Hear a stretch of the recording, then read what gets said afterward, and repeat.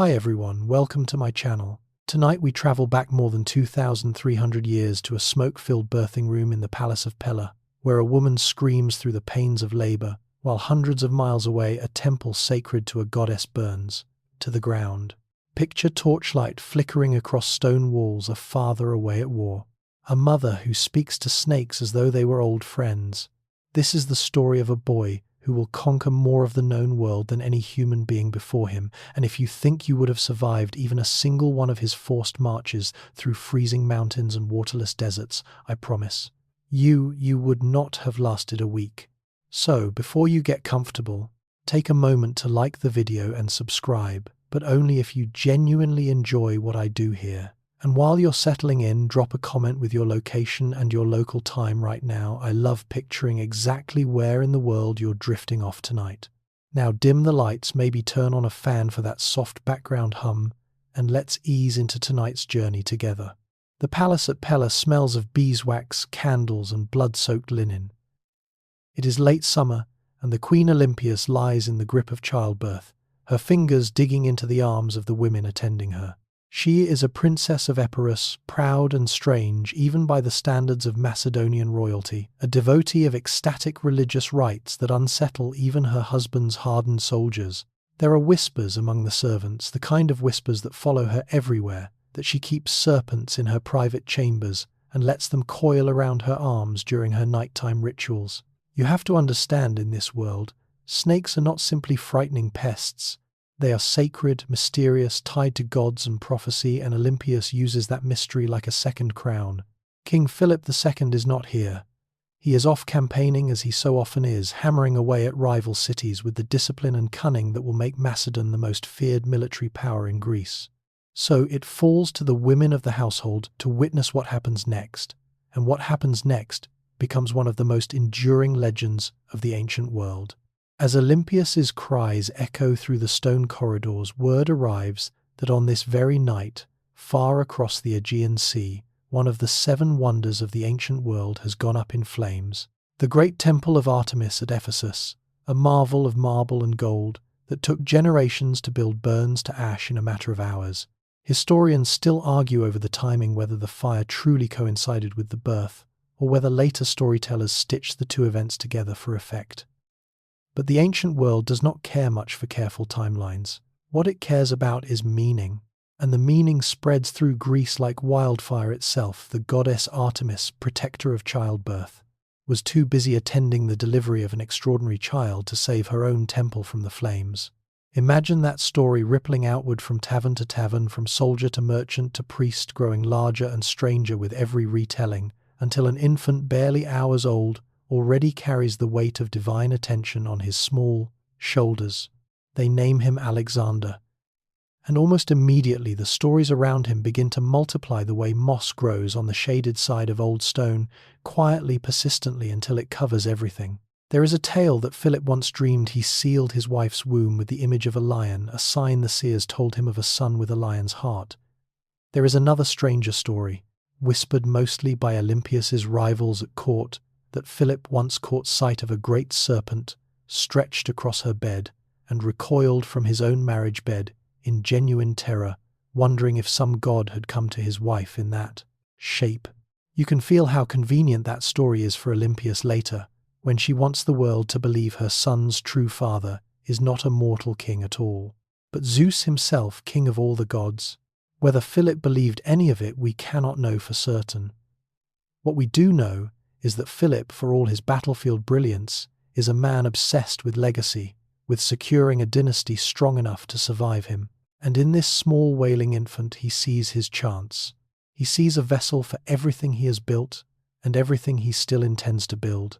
An empire vast enough to swallow the enemies who have humiliated Macedon for generations, chief among them the sprawling, glittering, seemingly invincible Persian Empire to the east. No one in that birthing room, not the midwives, not the anxious attendants, not even Olympias herself with all her mystic confidence, could possibly imagine what this child will become. They cannot see the burning cities of Asia Minor, the desperate charges across rivers, choked with the bodies of men and horses, the endless dust of Persian roads stretching toward India.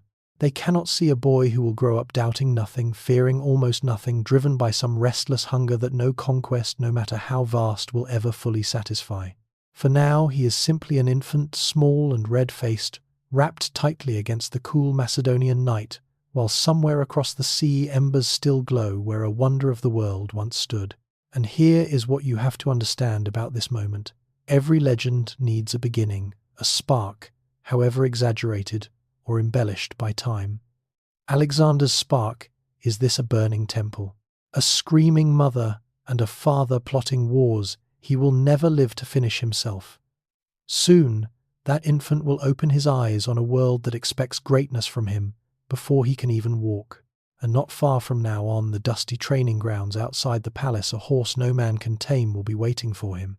Years slip by in Pella, and the infant who arrived amid burning temples and serpent omens grows into a restless, watchful boy, quick-tempered and quicker-minded, the kind of child who studies the adults around him as though searching for weaknesses to exploit. By the time he reaches his early teens, the palace courtyard has become something of a proving ground, a place where Philip likes to test the mettle of visiting merchants, ambassadors, and the occasional horse trader, hoping to make a fortune selling to the Macedonian court. On this particular day, the courtyard buzzes with a different kind of energy. A Thessalian horse dealer named Philonicus has brought a magnificent animal to sell, a stallion so striking that even the stable hands stop their work to stare. His coat is black as pitch, save for a pale marking on his forehead, shaped, some say, like the head of an ox, which earns him the name Bucephalus.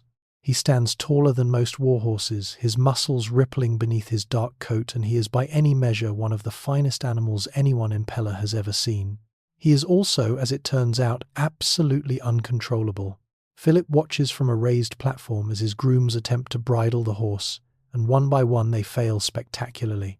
The stallion rears, snorts, kicks out with hooves like iron hammers, and sends grown men scrambling backward with torn tunics and bruised pride. You can imagine the king's mounting irritation, his jaw tightening with every failed attempt. Because Philip does not enjoy watching his men humiliated in public, and he certainly does not intend to pay a small fortune for an animal no one can ride. "Take him away," Philip finally snaps, waving a dismissive hand. The beast is wild and useless.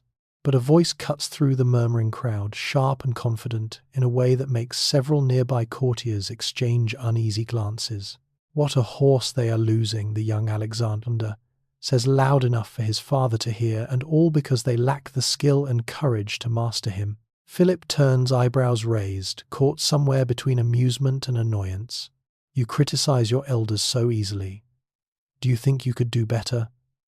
There is a challenge buried in those words, the kind of challenge a proud father throws down when he half expects, half hopes to be proven wrong. "I could manage this horse better than others," Alexander answers, "if I am given the chance."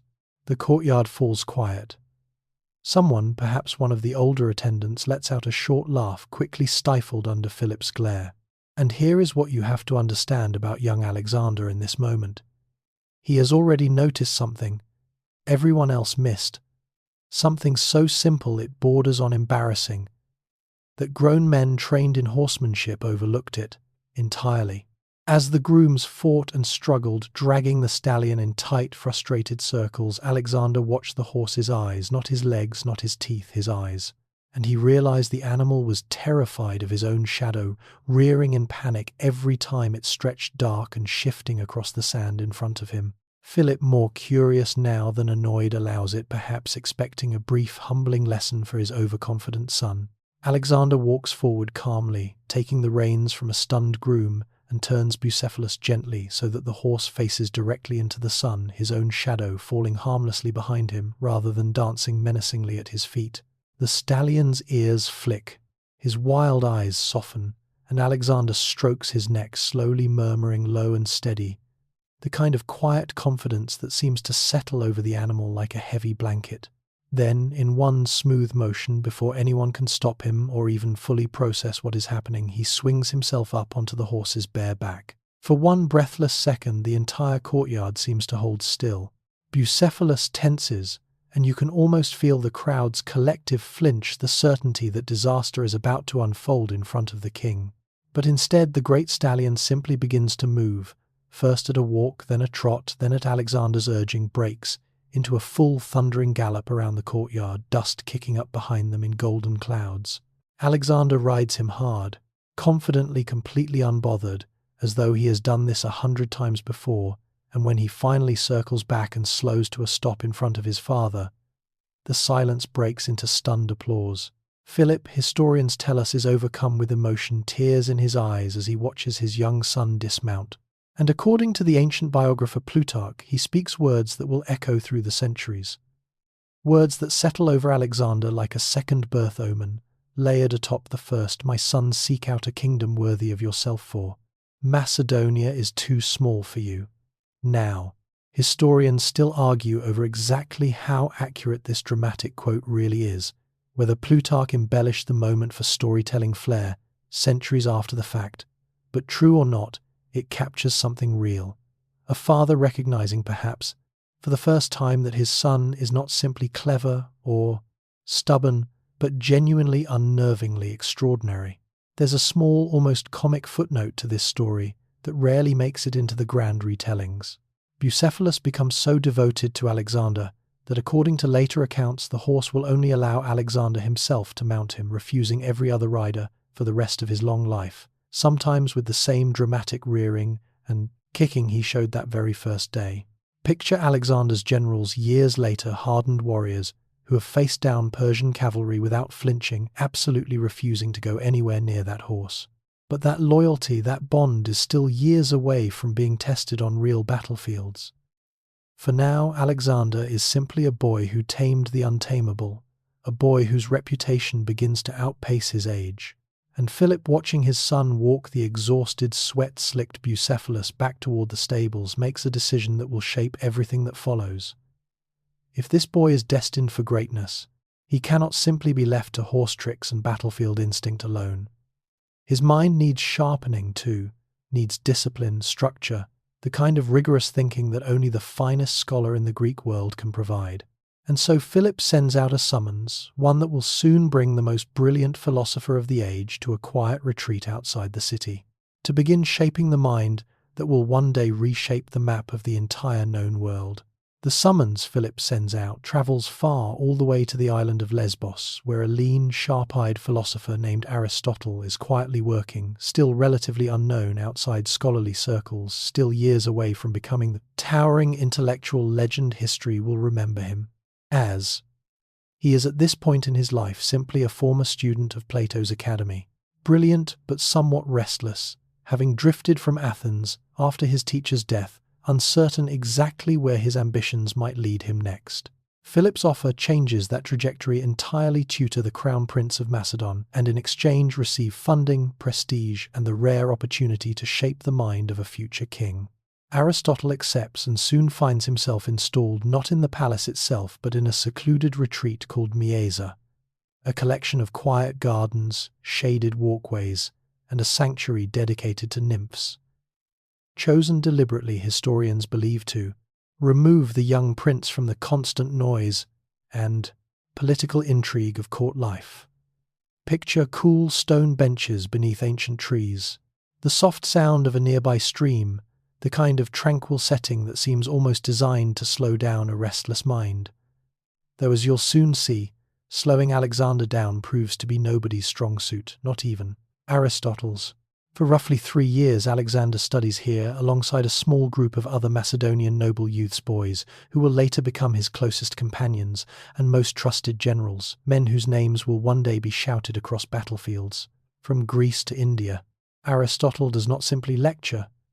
He walks with his students through the gardens, questioning them, challenging their assumptions, teaching them to argue both sides of a position before committing to either.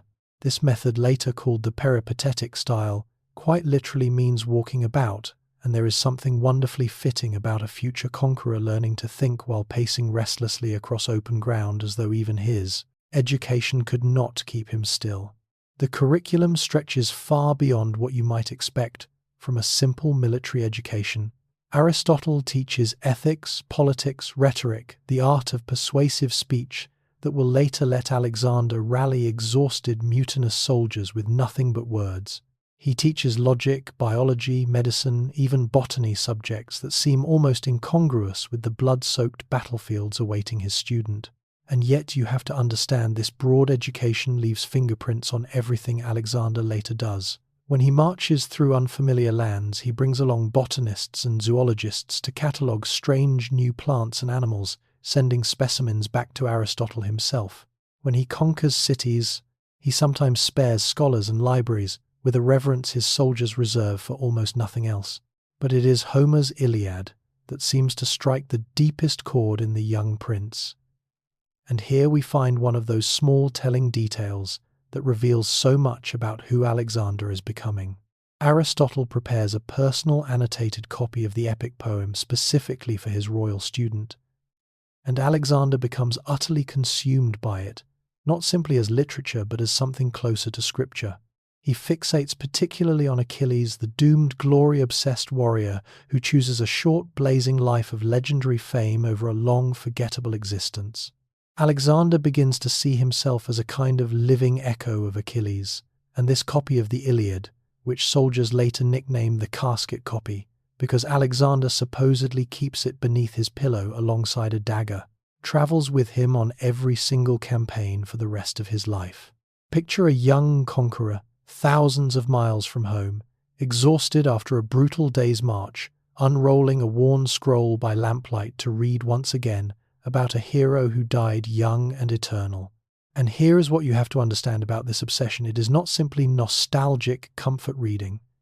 It becomes something closer to a personal mythology, a lens through which Alexander interprets his entire existence. He does not merely admire Achilles, he competes with him, measures his own achievements against a fictional warrior from a war fought, if it happened at all, nearly 1,000 years before his own birth. Historians still debate how much of Alexander's later recklessness in battle, his habit of charging into danger that any sensible commander would avoid, traces directly back to this deep, almost obsessive identification with a legendary hero who chose glory over safety, fame over longevity. Aristotle, for his part, seems to recognize early on that his student possesses a mind of unusual intensity, ambitious and hungry in ways that occasionally worry him. There are later accounts, admittedly difficult to verify, suggesting Aristotle grew concerned about Alexander's expansive appetite for glory, worried that such boundless ambition might eventually curdle into something dangerous, even tyrannical. Whether or not those specific concerns are historically accurate, there is a certain dark humor in imagining the most disciplined, methodical, philosophical mind of the ancient world, attempting with limited success to teach moderation to a teenager who will one day march an army clear across the entire known world simply because stopping never occurs to him as an option. Not everything at Mieza is heavy philosophy and epic poetry, though. There is a lighter thread running through these years, 2 small moments of genuine warmth and even mischief among Alexander and his fellow students, boys who spend their days debating ethics and their evenings presumably doing exactly what teenage boys throughout history have always done when unsupervised testing boundaries, showing off occasionally, getting into trouble that historians simply did not bother recording for posterity. Among this tight circle is a young man named Hephaestion, whose friendship with Alexander will deepen over the following years into one of the most significant relationships of his entire life, a bond that later chroniclers compare directly, quite deliberately, to Achilles and his own beloved companion, Patroclus. For 3 formative years, this quiet garden retreat shapes a mind that already carries the weight of prophecy and legend, sharpening it into something genuinely formidable, blending battlefield instinct with philosophical rigor in ways that will make Alexander not simply a brutal conqueror but a genuinely strategic and at times surprisingly thoughtful one. But peaceful gardens and philosophical walks cannot last forever, not for a prince born under such heavy expectations. Beyond the shaded groves of Mieza, Philip's wars continue, his ambitions growing bolder by the year, and soon enough the quiet student must trade his scrolls for a sword, because far sooner than anyone expects, a wedding feast in Macedon is about to turn into something far darker than a celebration, and the sheltered years of philosophy and gardens are about to end in blood. The years following Mieza pull Alexander swiftly back into the harder world of Macedonian politics, and by his late teens, He is no longer simply a promising student. He is a battle-tested commander in his own right, having led the decisive cavalry charge that shattered the elite Theban sacred band at the Battle of Chaeronea, a victory that cements Philip's dominance over the fractured city-states of Greece. But triumph on the battlefield does little to calm the storm brewing back home inside the palace walls, where Philip's personal life is about to detonate his family in ways no military campaign ever could.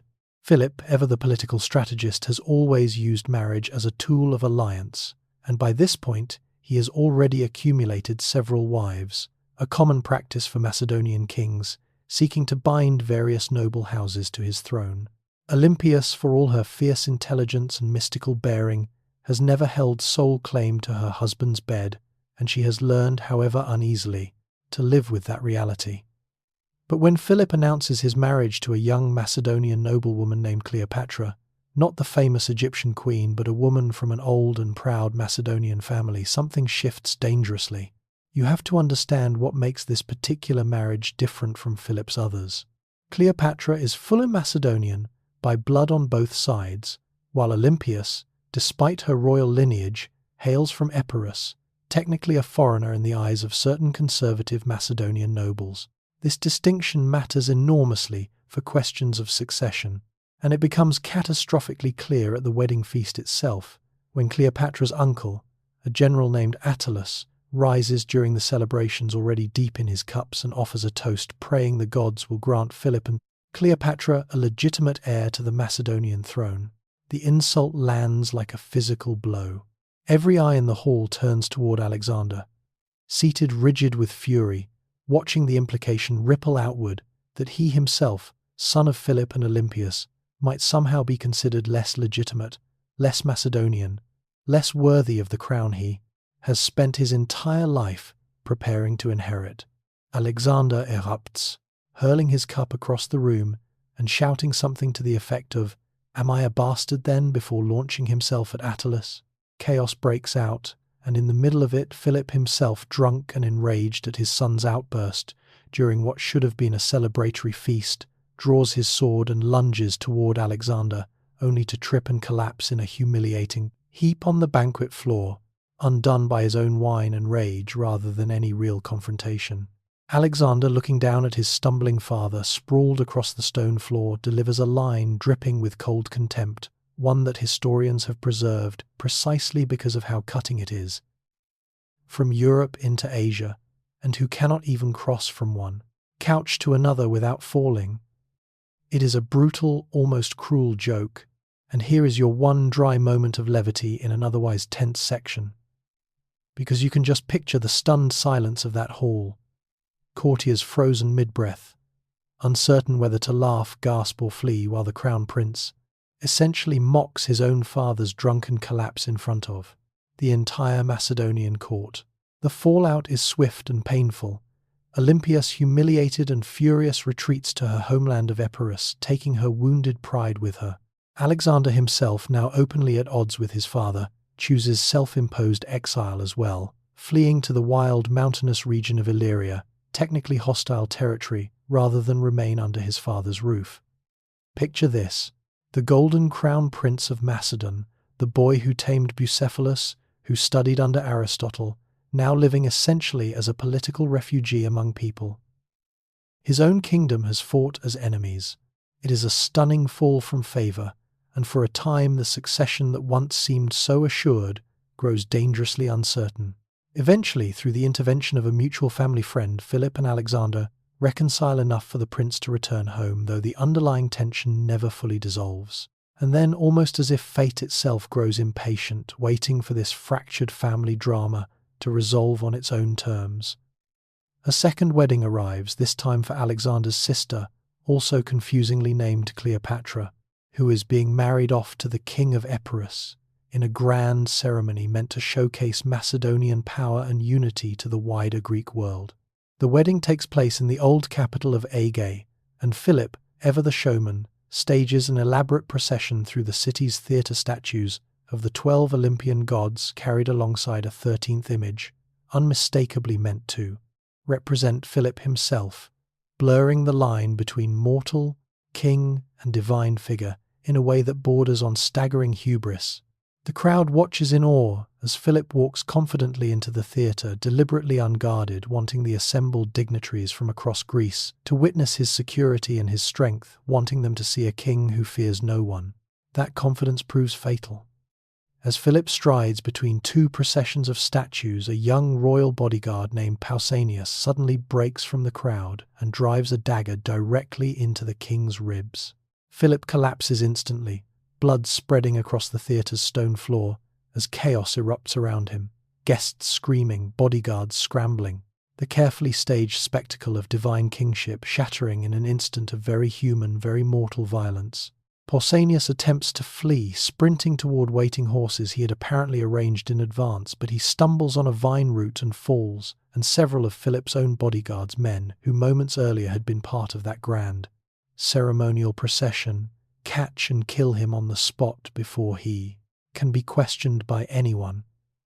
And here is where the story grows genuinely murky, because historians still argue fiercely, even today, over who truly orchestrated Philip's assassination.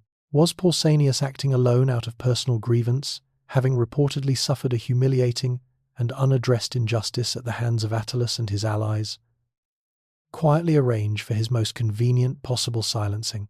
Suspicion whispered carefully at first, and then more openly, as years pass, falls uncomfortably close to home toward Olympias, still bitter over her humiliation, and even toward Alexander himself, whose claim to the throne had grown genuinely precarious under his father's shifting favor. No definitive proof survives to settle the question, and perhaps none ever will. What remains beyond dispute is this: within moments of his father's collapse, before the blood has even finished pooling across the theatre floor, Alexander, flanked by loyal generals who move with suspicious speed and coordination, is proclaimed King of Macedon. He is barely 20 years old, and he has inherited not a peaceful settled kingdom, but one seething with rivals eager to test whether this young, unproven ruler can actually hold on to the crown that violence has just placed so abruptly upon his head. Word of Philip's assassination spreads outward from Aegae like cracks spidering across ice, and almost immediately that ice begins to break beneath the feet of the new king. Alexander is barely 20 years old, untested as a sole ruler, and every enemy Macedon has ever bruised or humiliated now senses opportunity in the chaos of a sudden succession. In the north, Thracian tribes along the Danube begin stirring, sensing weakness. In the west, Illyrian warlords, the very people who once sheltered Alexander during his exile, start testing the borders again. And to the south, in the proud, restless city-states of Greece, whispers spread that the boy king cannot possibly hold what his father built, that Macedonian dominance died with Philip in that theatre at Aegae. You have to understand the position Alexander finds himself in during these first tense months. He is not simply managing a peaceful transfer of power. He is fighting to prove he even deserves the throne, currently balanced precariously on his young shoulders. Several rival claimants with royal blood are quietly and sometimes not so quietly eliminated in the opening weeks of his reign.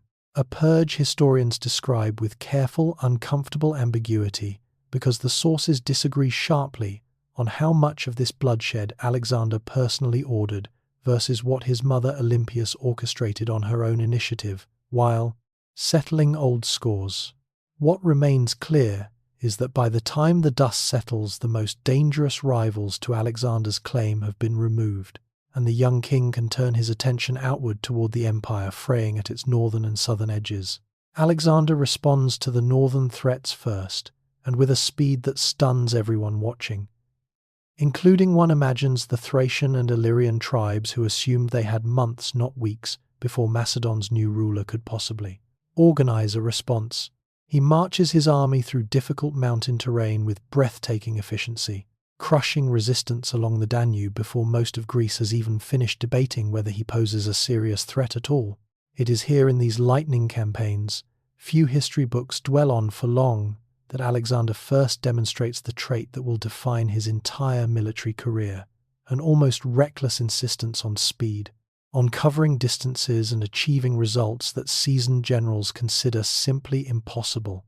But while Alexander is busy securing his northern frontier, a dangerous rumor begins spreading through Greece, one that will test his authority in the most violent way imaginable. Word reaches the city of Thebes, that same proud city whose elite sacred band Alexander himself helped destroy years earlier at Cheronea, that Alexander has been killed during his campaigns in the north.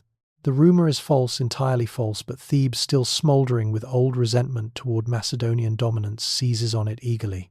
The city rises in open rebellion, its citizens slaughtering the small Macedonian garrison stationed within its walls, and calling on other Greek cities to join their revolt against what they believe is now a leaderless, vulnerable kingdom.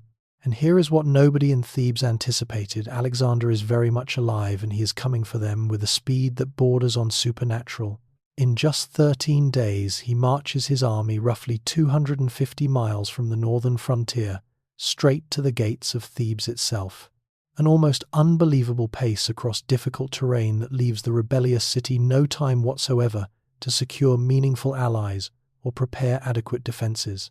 Picture the stunned disbelief rippling through Theban streets as scouts report again and again that the army approaching their walls is not some regional Macedonian garrison, but Alexander's own forces, led by the supposedly dead king himself. Even now, even with Macedonian forces literally camped outside their walls, Alexander offers Thebes a chance to avoid catastrophe. He sends terms demanding the surrender of the rebellion's ringleaders, a relatively measured request given the circumstances, one that would have allowed the city itself to survive intact. But Thebes, emboldened by pride and perhaps genuine belief that other Greek cities will rally to their cause, refuses.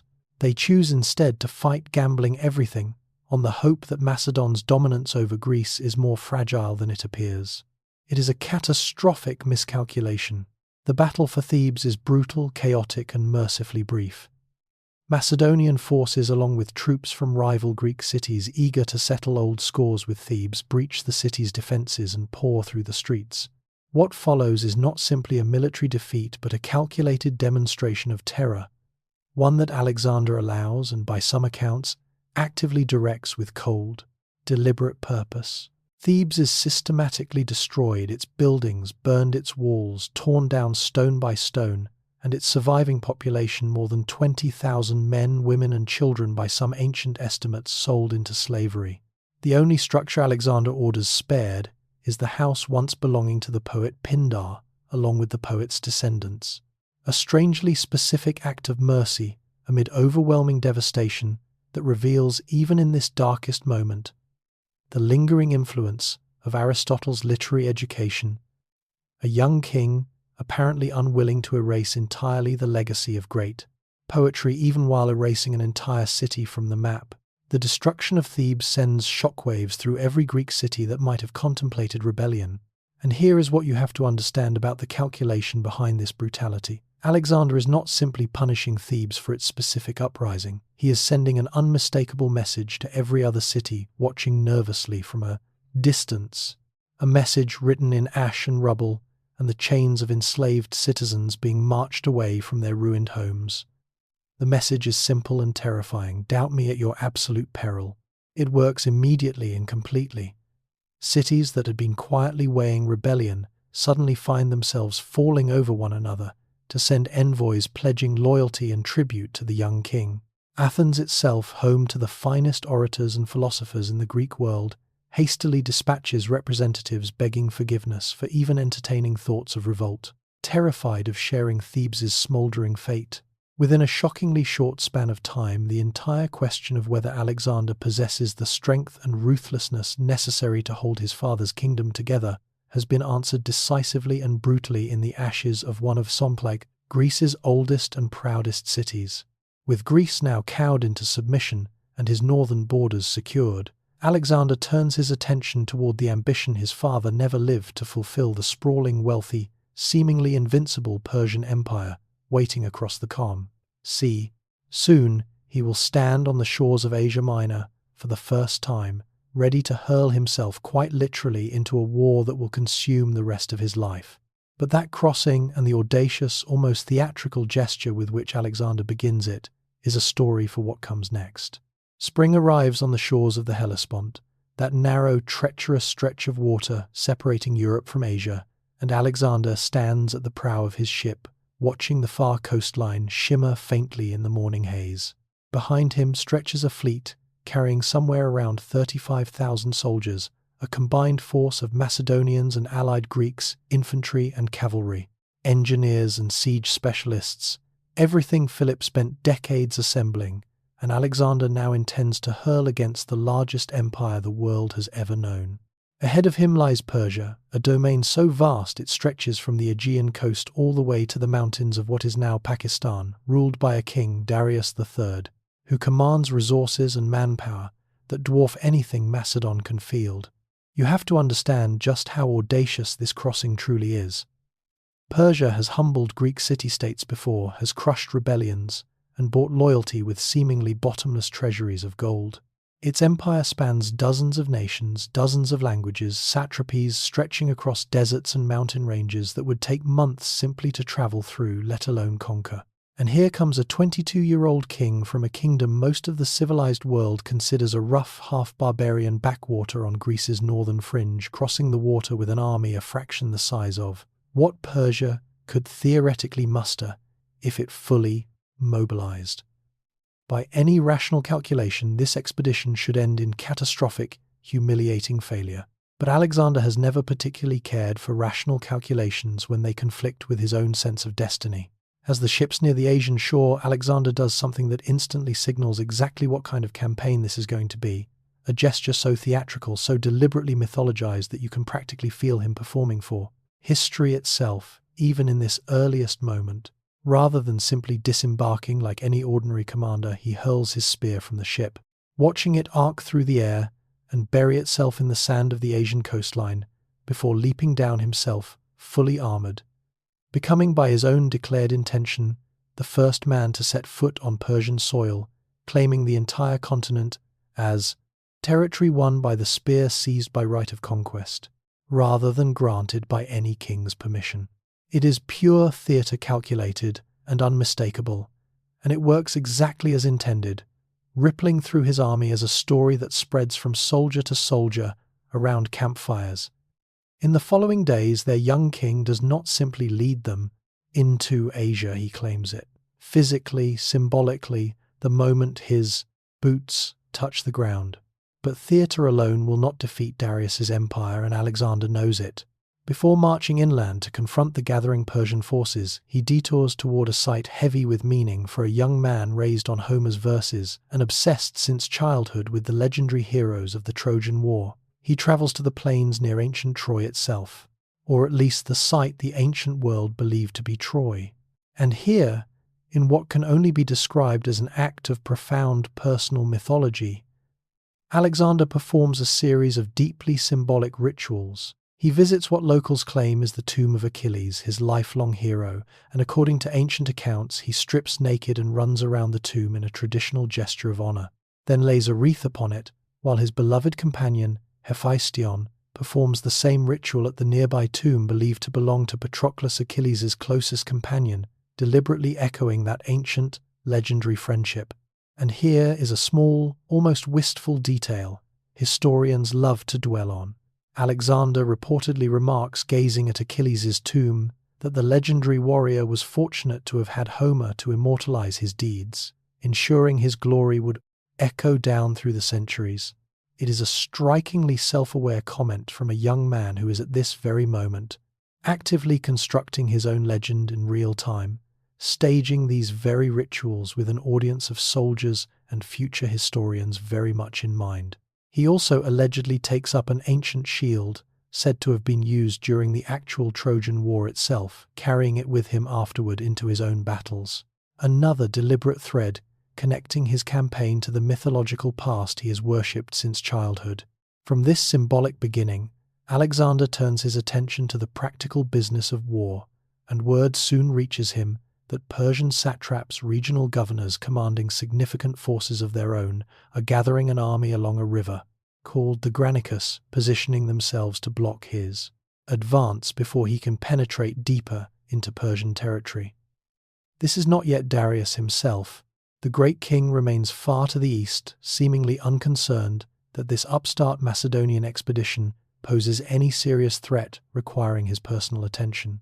Instead, local Persian commanders, confident in their superior numbers and their knowledge of the terrain, intend to crush Alexander's invasion quickly and decisively, right at the water's edge before it can gain any real momentum. Alexander's own generals, seasoned veterans who served his father for decades, urge caution as they approach the river. The Granicus, though not enormously wide, has steep, difficult banks on the far side, exactly the kind of terrain a careful commander avoids attacking directly, preferring instead to wait to maneuver, to find better ground before committing to battle. One of Philip's most trusted old generals, a man named Parmenion, advises exactly this, suggesting they camp for the night and cross at dawn under more favorable conditions. Alexander listens to this sound, sensible advice, weighs the wisdom accumulated across decades of his father's campaigns, and then, according to nearly every ancient account of this moment, decides to completely ignore it. Because here is what you have to understand about Alexander at this particular point in his young life. Caution has never been the quality that got him this far. It was not caution that tamed an unrideable horse in front of his skeptical father. And it was not caution that marched an army 250 miles in 13 days to crush a rebellion everyone assumed would take him weeks to even reach. Waiting to Alexander feels less like wisdom and more like squandered opportunity.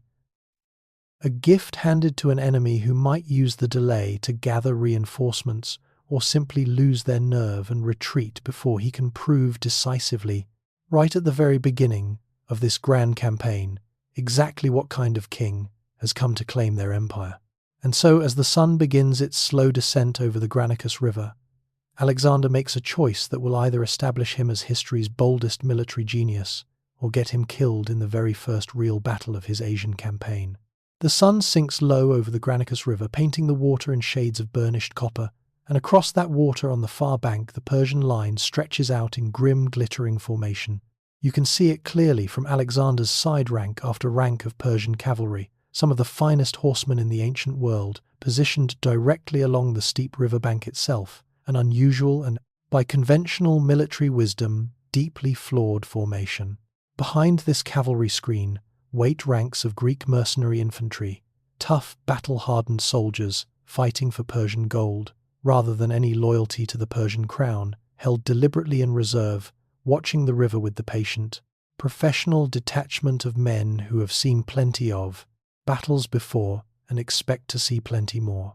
Parmenion's counsel still hangs in the air, unspoken but understood by every officer gathered around Alexander in these final tense moments before commitment. Wait until morning, cross under cover of a fresh assault, rather than exhausting the men in a difficult evening river, crossing directly into enemy spears.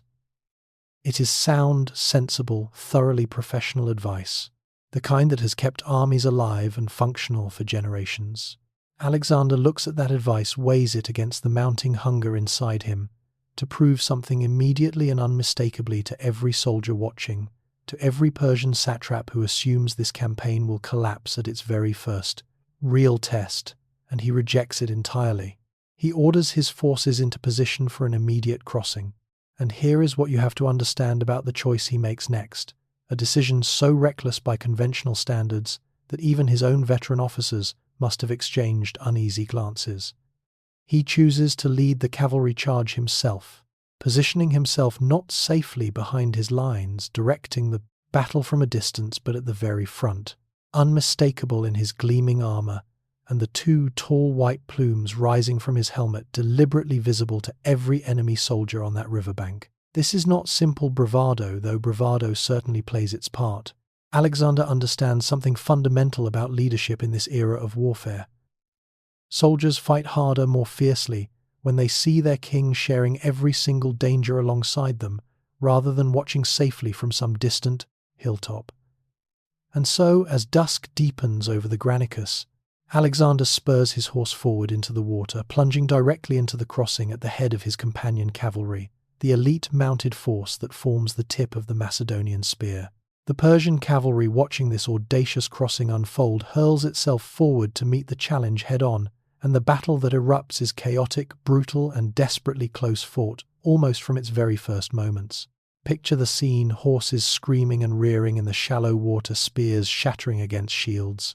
the steep riverbank turning what should be an organized cavalry engagement into a churning, muddy scramble where individual skill and raw courage matter more than any careful battlefield formation. Alexander drives directly into the thickest part of the Persian line, seeking out, according to ancient accounts, the enemy commanders themselves, understanding instinctively that killing or routing the leadership can collapse an entire formation faster than grinding down common soldiers one at a time. And then, in the middle of this chaos, Alexander's own life hangs by the thinnest possible thread. A Persian nobleman named Mithridates, son-in-law to the Persian king Darius, himself spots Alexander in the crush of battle and charges directly at him. Alexander meets the challenge, and in the brief, violent exchange that follows, he kills Mithridates with a spear, thrust a genuine and significant victory in the middle of the wider chaos.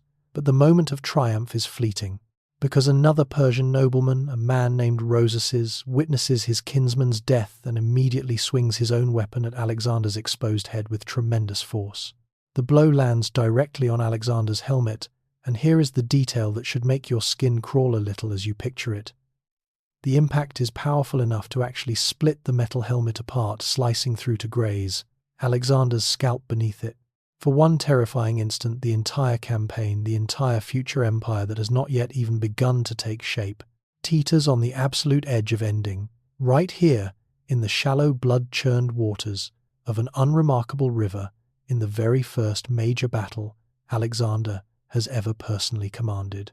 Rosas raises his weapon again for what should be a finishing blow, and Alexander, dazed and bleeding, cannot fully defend himself in time. It is not Alexander who saves Alexander in this moment. A veteran Macedonian nobleman named Clytus, a man who will resurface later in this story under far darker, more tragic circumstances, spots the danger and drives his own sword into Rosas' shoulder, just in time severing the arm, before the killing blow can fall, saving his young king's life in the span of a single desperate heartbeat. And here is what you have to understand about how close history came to unfolding. Entirely differently had Clytus arrived even a second later. Had he been positioned a few yards further away, in the chaos, the entire subsequent history of the ancient world, the fall of Persia, the spread of Greek culture from Egypt to India, the very existence of this legend we are telling you tonight, all of it might have ended in a muddy riverbed barely a year into Alexander's reign as king, with their commanders dead or scattered and their king's near-miraculous survival somehow steadying rather than shattering Macedonian morale. The Persian cavalry formation begins to buckle and break apart. What had been organized resistance dissolves into a desperate, disorganized retreat, and Alexander's forces press their advantage mercilessly. The Greek mercenary infantry held in reserve, watching their cavalry collapse and realizing far too late that they have been left dangerously exposed, attempt to negotiate surrender rather than fight. Alexander, in a moment of calculated ruthlessness that reveals the harder edges beneath his youthful glory-seeking, refuses their surrender entirely. These are Greek soldiers, after all, fighting against a Macedonian-led invasion meant to unite and champion Greek interests against Persia, and Alexander treats their choice to fight for Persian gold as a kind of betrayal deserving no mercy. Most are cut down where they stand, and the survivors sent back to Macedon in chains, condemned to hard labor as a pointed lesson to any other Greeks contemplating mercenary service against their own countrymen.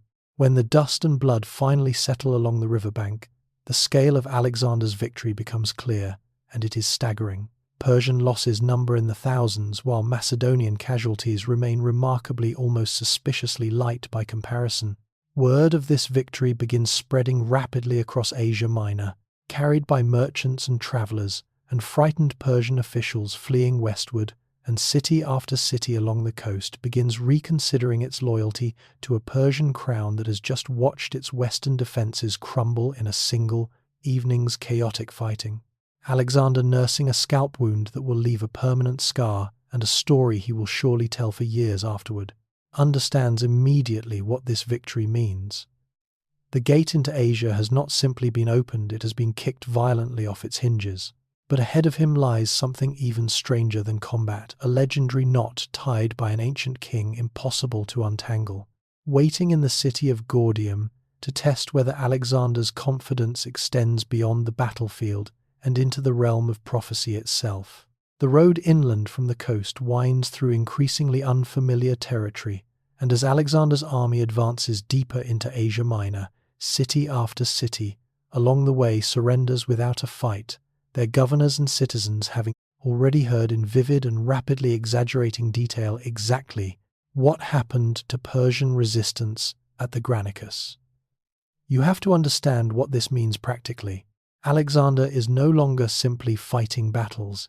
He is managing the logistics of an expanding empire, almost by accident, appointing new governors, settling local disputes, deciding which cities deserve democratic self-rule as a reward for their swift surrender and which need firmer Macedonian oversight. It is unglamorous work compared to cavalry charges, but it reveals a side of Alexander that pure battlefield mythology often overlooks: a genuinely capable administrator, learning campaign by campaign how to actually hold together the vast territories his army keeps winning. Eventually, as winter approaches, Alexander leads his forces to the ancient city of Gordium, capital of the old kingdom of Phrygia, a place steeped in legend that stretches back centuries before his own birth. And here is where the story takes a turn from military conquest into something stranger, more mythological, the kind of episode that seems almost too perfectly symbolic to be entirely true, and yet persists across multiple ancient sources with remarkable consistency. The legend surrounding Gordium tells of a humble farmer named Gordius, who centuries earlier arrived in the city, driving an ox cart at the exact moment an oracle had prophesied that the future king of Phrygia would arrive. The people, taking this prophecy seriously, promptly declared the astonished farmer their king, tying it to a post in the temple using an impossibly intricate knot, one twisted and folded back upon itself so many times that no visible end or beginning could be found anywhere within its tangled cords. And attached to this knot, passed down through generations of storytelling, hung a prophecy of staggering ambition. Whoever succeeded in untying the Gordian knot would become ruler of all of Asia. You can imagine how this story reaches Alexander's ears, how his officers and local guides practically fall over themselves to mention it once they realize their conquering king is camping nearby. Here is a prophecy ancient and specific, dangling, almost as if fate itself designed it precisely for a young man already obsessed since childhood with destiny, with omens, with the idea that the gods themselves have marked him for greatness. Of course, Alexander insists on seeing it. Of course, he cannot simply pass through Gordium without attempting what generations of ambitious men before him have apparently failed to accomplish. The temple where the knot hangs draws a considerable crowd on the day Alexander arrives to examine it, soldiers and local citizens alike gathering to watch, murmuring with a mixture of curiosity and skepticism. And here is what you have to understand about the knot itself, based on ancient descriptions. This is not some simple decorative tangle you could work loose with patient fingers over an afternoon.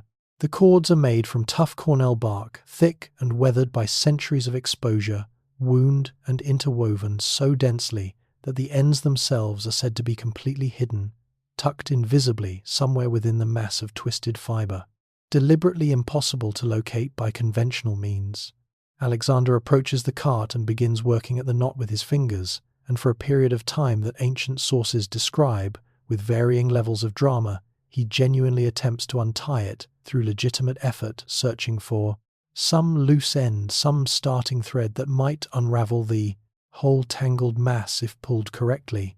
Historians still argue over exactly how long this genuine attempt lasted, some ancient sources suggesting mere minutes, others implying a more prolonged, increasingly frustrated struggle in front of an audience whose murmured whispers must have grown steadily more uncomfortable with each passing moment of failure. And here is where the legend diverges into its most famous, most debated version of events. Growing impatient, or perhaps recognizing that continued fumbling in front of his own soldiers risks undermining exactly the image of destined greatness he has spent his entire life cultivating, Alexander reportedly steps back, draws his sword, and simply slices straight through the knot in one swift, decisive stroke, severing the ancient cords completely and instantly exposing the hidden ends that centuries of careful winding had concealed. The gathered crowd, according to ancient accounts, reacts with a mixture of shock and awe, watching a problem that had defeated countless previous attempts solved, not through patience or cleverness, but through blunt, audacious force. But here is the detail that makes this story genuinely fascinating, rather than simply another tale of Alexander cutting corners, quite literally. And it is one worth sitting with for a moment. Ancient historians themselves could not agree on precisely what happened, and their disagreement reveals something important about how legends form around powerful men, even while they are still alive to hear the competing versions. Some sources insist Alexander simply and dramatically cut the knot with a single sword stroke, the bold, decisive gesture that popular imagination has favored ever since. Other, more careful, ancient accounts suggest something slightly less theatrical but arguably more clever, that Alexander located the linchpin, holding the cart's yoke in place, pulled it free, which allowed the knot to loosen and the hidden ends to become visible, technically satisfying the prophecy through insight rather than brute force alone. Which version actually happened, even now, more than 2,000 years later, no one can say with absolute certainty, and perhaps that uncertainty itself is fitting given how much of Alexander's entire life becomes, even during his own lifetime, an inseparable blend of genuine historical fact and carefully cultivated self-reinforcing myth. What matters for Alexander's purposes, and what spreads rapidly through his army and beyond into the wider Greek and Persian worlds, is simply this: the knot has been undone, the prophecy fulfilled, and the young king, who already believes himself descended from Achilles and possibly even Zeus, has now added another layer of destiny to his rapidly accumulating legend. Word spreads that thunder and lightning were witnessed that very night, which Alexander's soothsayers eagerly interpret as divine confirmation from Zeus himself, approving of the solution and the prophecy it fulfills. There is a small wry footnote worth pausing on here, a touch of dark irony that later commentators, particularly Roman historians writing with the benefit of hindsight, could not resist pointing out. The Gordian knot promised its sole dominion over all of Asia, and Alexander would indeed go on to conquer an extraordinary portion of the known world. But he would never live to see even a fraction of that promised dominion properly organized, stabilized, or secured before his own life ended decades before old age, thousands of miles from home. Prophecies, it turns out, have a habit of delivering exactly what they promise while remaining conspicuously silent about what happens afterward. For now, though, none of that distant irony troubles Alexander as he leaves Gordium behind, his reputation for destined greatness burning brighter than ever among soldiers who increasingly believe their young king is genuinely favored by the Repius gods themselves. But destiny, however confidently claimed, offers no protection against the ordinary, mundane dangers of campaigning through unfamiliar terrain in unpredictable climates. And very soon in the city of Tarsus, Alexander's confidence will face a threat no sword or prophecy can easily defeat: a raging fever that brings the conqueror of the Gordian knot to the very edge of death, testing not his courage on the battlefield but something far more vulnerable: his trust in the men closest to him. The city of Tarsus sits along a river whose waters, according to ancient accounts, run dangerously cold, fed by melting snow from the nearby Taurus mountains even in the heat of late summer. Alexander arrives here exhausted, sweat-soaked and overheated after pushing his army hard through difficult mountain passes, and when he catches sight of that inviting ice-cold river stretching before him, he makes a decision that very nearly costs him everything he has fought so hard to build. Against the advice of those around him, he plunges directly into the frigid water, seeking quick relief from the punishing heat of the campaign trail. The relief is immediate, and as it turns out, catastrophically brief. Within hours, Alexander is seized by violent chills, his body racked with convulsions so severe that his attendants can barely restrain him. A raging fever sets in, climbing higher through the night, and soon the young king, who survived a sword blow that split his helmet in half at the Granicus, finds himself unable to even stand, drenched in sweat, drifting in and out of consciousness in his campaign tent, while outside an entire army that has staked everything on his leadership waits in mounting dread. You have to understand what this moment truly represents. Alexander is barely into the opening chapters of his Asian campaign. Darius and the full might of the Persian Empire still lie far ahead, essentially untouched. And now the entire invasion threatens to collapse not through Persian steel but through nothing more dramatic than a cold river and an ill-timed swim. Word spreads quickly through the camp, and panic follows close behind it. Soldiers who marched confidently through hostile territory, who fought without hesitation at the Granicus because they trusted their king's seemingly charmed destiny, now find themselves facing the very real, very human possibility that Alexander might simply die here, in a tent in Tarsus, felled not by an enemy blade but by his own reckless impatience. The physicians summoned to examine him grow increasingly grim in their assessments, whispering among themselves in ways that do little to reassure anyone within earshot. Among Alexander's attendants is a physician named Philip, a man from Acarnania, who has served the royal family with quiet loyalty for years, someone Alexander has trusted since childhood. Most of the other doctors examining the king's worsening condition refuse to commit to any treatment at all, terrified of the consequences should their remedy fail and the king die under their care. But Philip alone steps forward and proposes something bold, a strong purgative medicine that he believes can break the fever's grip, though he is honest about the danger involved, warning that the treatment itself carries real risk if administered incorrectly. And here is where the story takes a turn worthy of the tensest political drama. One of those moments that ancient historians clearly relished recording precisely because of how much dramatic tension it contains. While Philip prepares his medicine, a message arrives for Alexander from one of his most trusted generals, Parmenion, the very same veteran commander whose cautious advice Alexander had ignored before the Granicus crossing.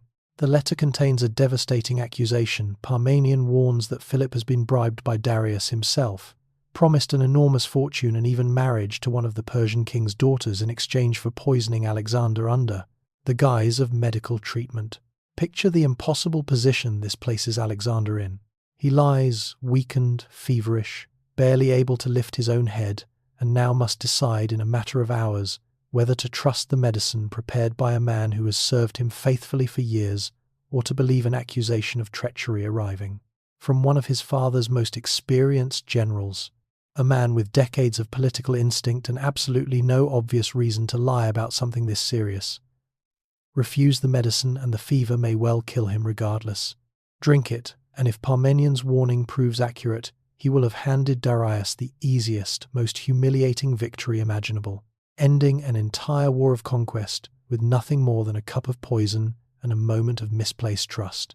Alexander makes his choice, and it is a choice that reveals something essential about his character, something that goes beyond simple recklessness into genuine calculated courage under the most personal kind of pressure imaginable. As Philip approaches with the prepared medicine, Alexander takes the letter from Parmenion and hands it silently to his physician, watching his face carefully as Philip reads the accusation against him. And then, without waiting for any explanation or defense, Alexander lifts the cup to his lips and drinks the entire medicine down, holding Philip's gaze the entire time. It is an almost unbearably tense moment, and here is what you have to understand about why Alexander chooses to act this way, drinking first and only afterward, allowing Philip to read the very letter accusing him of murder it is. Simultaneously, an enormous gamble and a profound statement of trust, a deliberate refusal to let suspicion poison relationships that loyalty has built over years. If Philip truly intended treachery, this moment would have offered no chance for him to reconsider or flee. Alexander has already swallowed the medicine before Philip even finishes reading the accusation against himself. Whether this reflects supreme confidence in his own judgment of character or simple desperate fatalism from a man too sick to see any other path forward, historians still debate. But in this single dramatic gesture, Alexander stakes his entire life, his campaign, and the future of his growing empire on his faith in one physician's loyalty. For the following days, Alexander's condition grows genuinely dire before it improves, his fever spiking violently in ways that must have made everyone who witnessed his dramatic gesture with the medicine wonder if they had just watched their king willingly poison himself out of stubborn pride. Ancient accounts describe him hovering near unconsciousness, his breathing labored, his strength ebbing away so severely that rumors of his death, actually reach some of the more distant Greek cities before news of his eventual recovery can catch up and correct them. Picture the strange, unsettling limbo the entire campaign exists in. During these days, an army camped uncertainly outside Tarsus, waiting to learn whether the conquest of Asia will continue or collapse entirely. Undone not by Persian resistance but by cold river water and a fever no sword could have prevented. But Philip's medicine, and whatever combination of youthful strength and sheer stubborn will Alexander brings to his own recovery, eventually proves victorious over the illness. Slowly over the following days his fever breaks, his strength returns, and the king, who very nearly died from nothing more dramatic than an ill-advised swim, rises from his sickbed to resume command of his army. His faith in Philip thoroughly vindicated, and if anything strengthened by having survived such a public test of loyalty. The whole episode leaves behind a quieter, more human footnote worth pausing on before we return to the grander sweep of conquest. It is a reminder that for all his battlefield glory and mythological posturing, Alexander remains underneath. The legend, a genuinely mortal young man vulnerable to fevers and cold water in ways no amount of prophecy or divine parentage can fully protect against. And it raises an uncomfortable question that lingers. One Alexander himself must have turned over in his own mind during those long fevered nights in his tent, if Parmenian's accusation had been true, if Philip truly had intended betrayal. Would his own gamble on loyalty have simply handed Persia its easiest possible victory? He will never know for certain, because Philip proves faithful.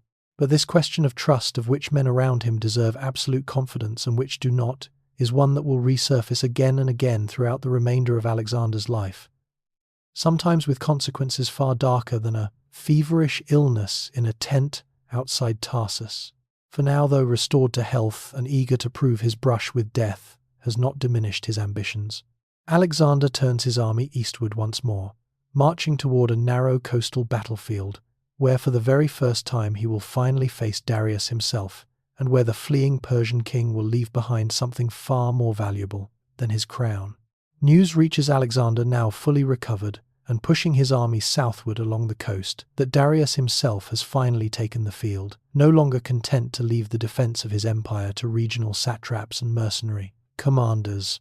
The great king has assembled a truly massive force drawn from every corner of his sprawling territories, and marched it toward the narrow coastal region near the town of Issus, apparently intending to trap the smaller Macedonian army against the sea. You have to understand the scale of what Alexander now faces. Ancient sources, admittedly prone to exaggeration, describe Persian numbers running into the hundreds of thousands, and even accounting for inevitable inflation in these figures. There is no reasonable doubt that Darius commands an army vastly larger than anything Alexander has yet encountered. There is a strange twist of geography and timing that works dramatically in Alexander's favor here. One of those moments where military historians still marvel at how narrowly disaster was avoided through simple miscommunication and bad terrain choices. Darius, moving his enormous army to outflank Alexander, ends up positioning his forces in a cramped coastal plain, hemmed in by mountains on one side and sea on the other. A location where his numerical advantage, which should have been overwhelming, becomes almost entirely useless. Picture a battlefield perhaps 2 miles wide, at most utterly incapable of allowing hundreds of thousands of Persian soldiers to actually engage simultaneously. Their sheer numbers crammed and compressed into a space far too narrow to exploit properly, while the Macedonian phalanx, disciplined and compact, can fight at something approaching its full effectiveness. When Alexander realizes what has happened, that Darius has essentially trapped his own overwhelming advantage inside terrain that neutralizes it almost entirely, he reacts with something between disbelief and fierce, calculated joy. Here is what you have to understand about Alexander's mind. In this moment, he has spent his entire life believing himself destined for extraordinary triumph, and now fate itself, or perhaps simple Persian tactical blundering, has handed him exactly the kind of constrained battlefield where Macedonian discipline can overcome Persian numbers. He wastes no time capitalizing on the opportunity. The battle that follows unfolds along the banks of the Pinarus River, and once again, exactly as he did at the Granicus, Alexander positions himself at the head of his companion cavalry on the right flank, unmistakable in his gleaming armor, driving directly toward the section of the Persian line where Darius himself commands from an elevated, heavily protected position surrounded by his royal bodyguard. This is not simply battlefield tactics. This is Alexander pursuing exactly the kind of decisive personal confrontation that Homer's heroes sought against their greatest rivals, seeking not merely to win the battle, but to break the will of the man commanding the opposing army through direct, personal threat. The fighting is ferocious and chaotic. Persian cavalry and infantry pressing hard against Macedonian lines that hold buckle in places and hold again through sheer disciplined stubbornness. But Alexander's cavalry charge carves a path with brutal efficiency directly toward Darius's position, cutting down the Persian nobles and royal guards positioned to protect their king. And as the fighting draws closer, close enough that Darius can apparently see Alexander's face clearly across the collapsing lines of his own defenders, something remarkable happens. Darius, watching his personal guard fall one after another, and Alexander's cavalry drawing ever nearer, makes a decision that will define how history remembers him forever after. He turns his chariot around and flees the battlefield, abandoning his army in the middle of active combat. You have to sit with the significance of that moment for a second, because it changes absolutely everything about the rest of this battle and arguably about the rest of the entire war. Word spreads through the Persian ranks with the terrible speed that panic always seems to travel faster even than accurate information ever could, that their king has fled. And here is your one moment of dark, almost absurd humor.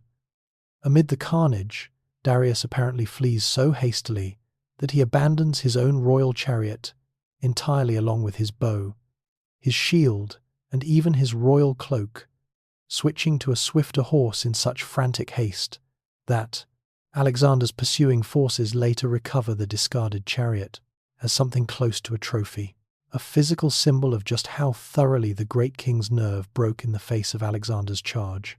With their king gone and panic spreading like wildfire through the ranks, the once massive Persian army disintegrates into chaos.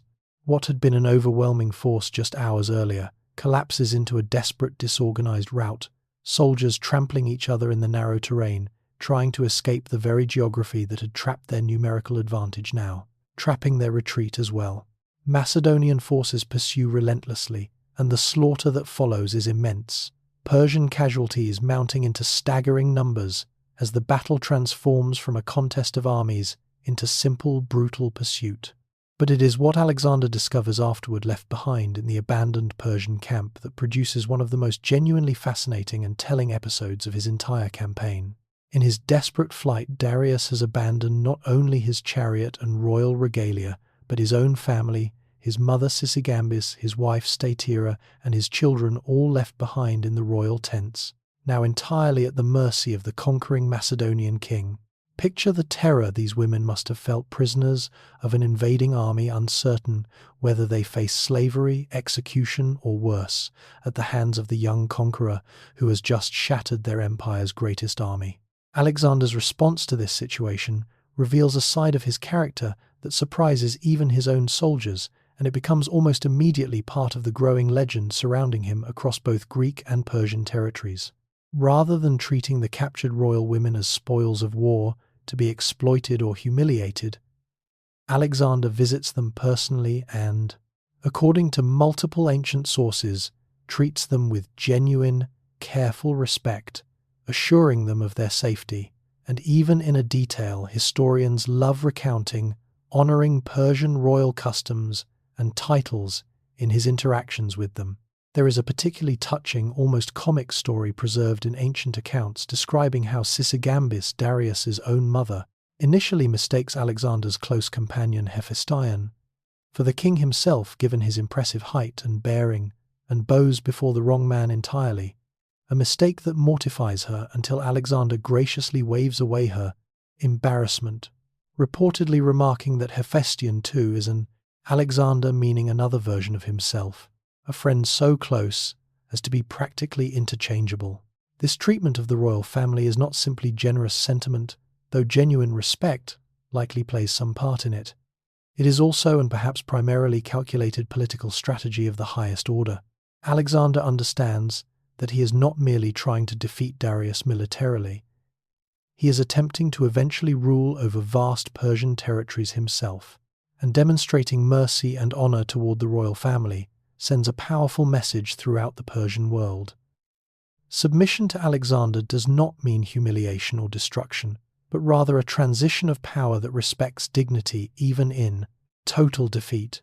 When word of this treatment spreads, and it spreads widely and quickly, it begins subtly reshaping how Persian nobles and officials across the empire perceive their conquering enemy, planting seeds of accommodation that will bear fruit in the years ahead.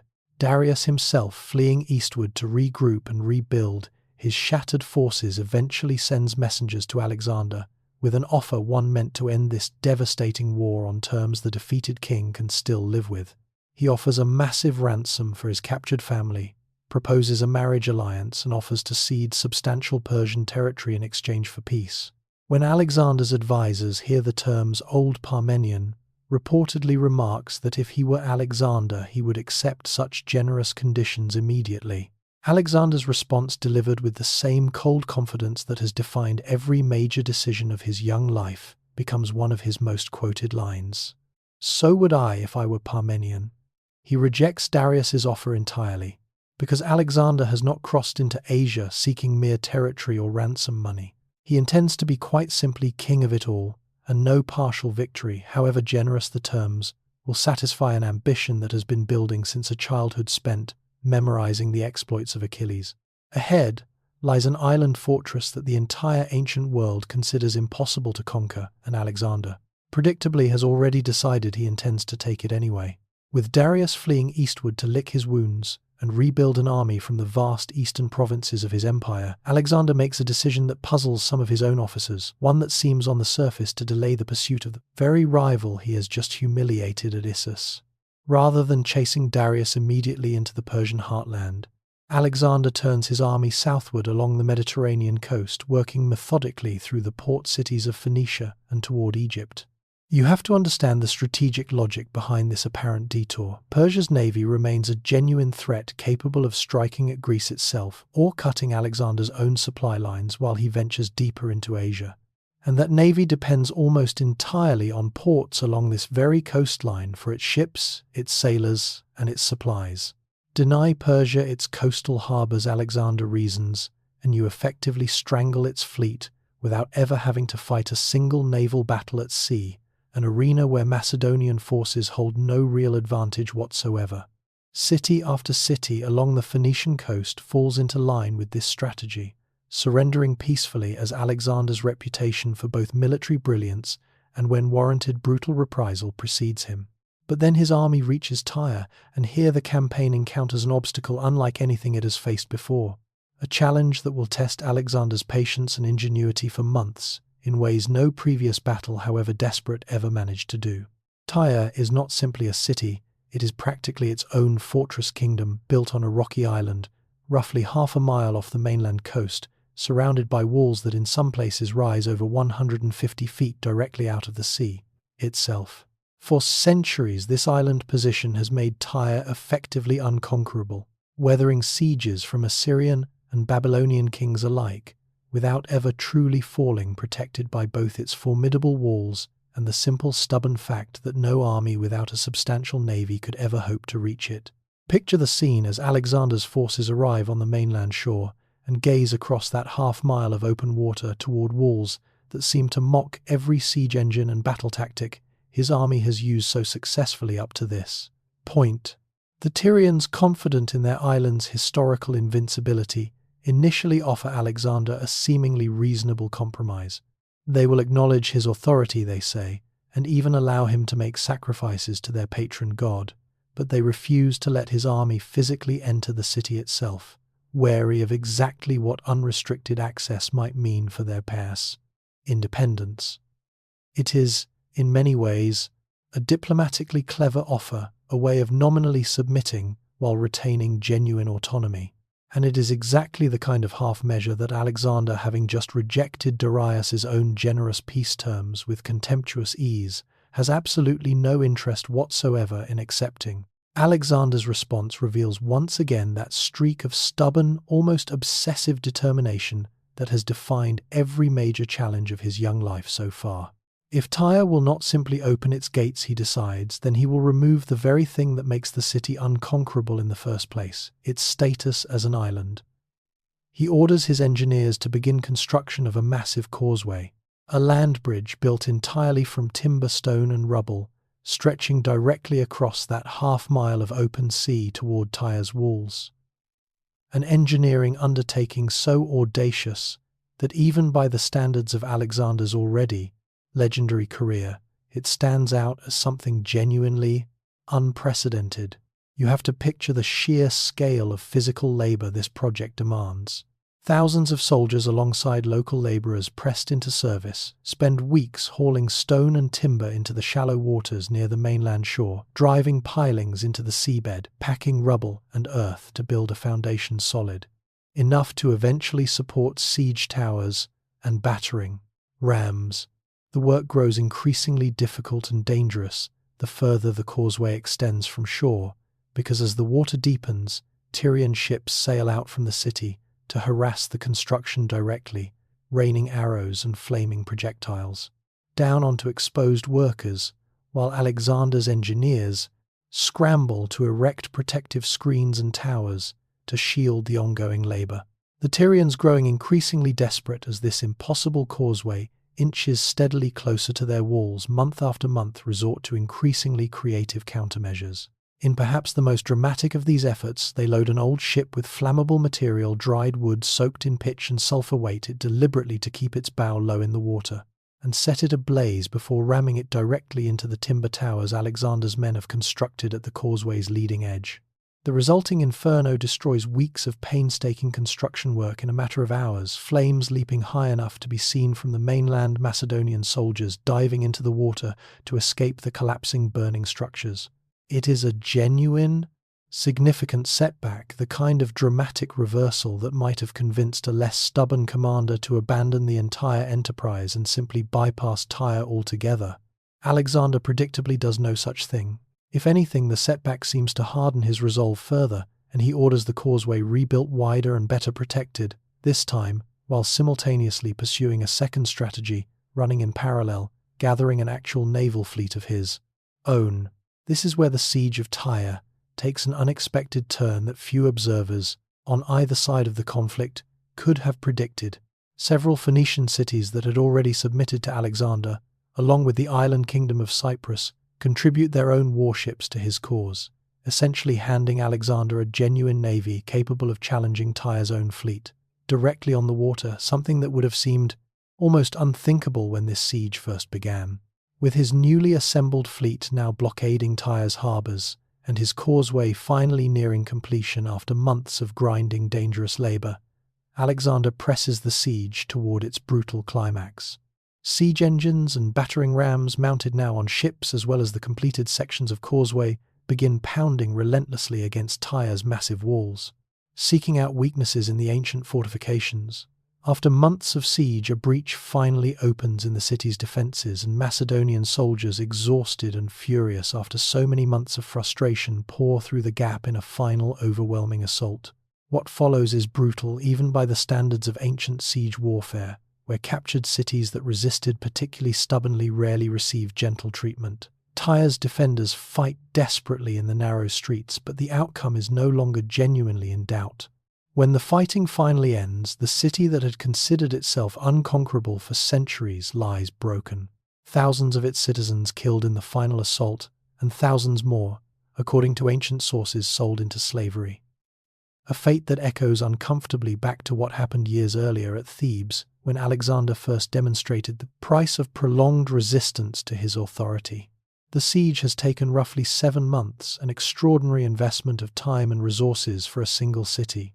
But it delivers a message every remaining Persian stronghold along the coast absorbs immediately and completely. There is no fortress, however formidable, however historically unconquerable, that Alexander's stubborn persistence cannot eventually overcome.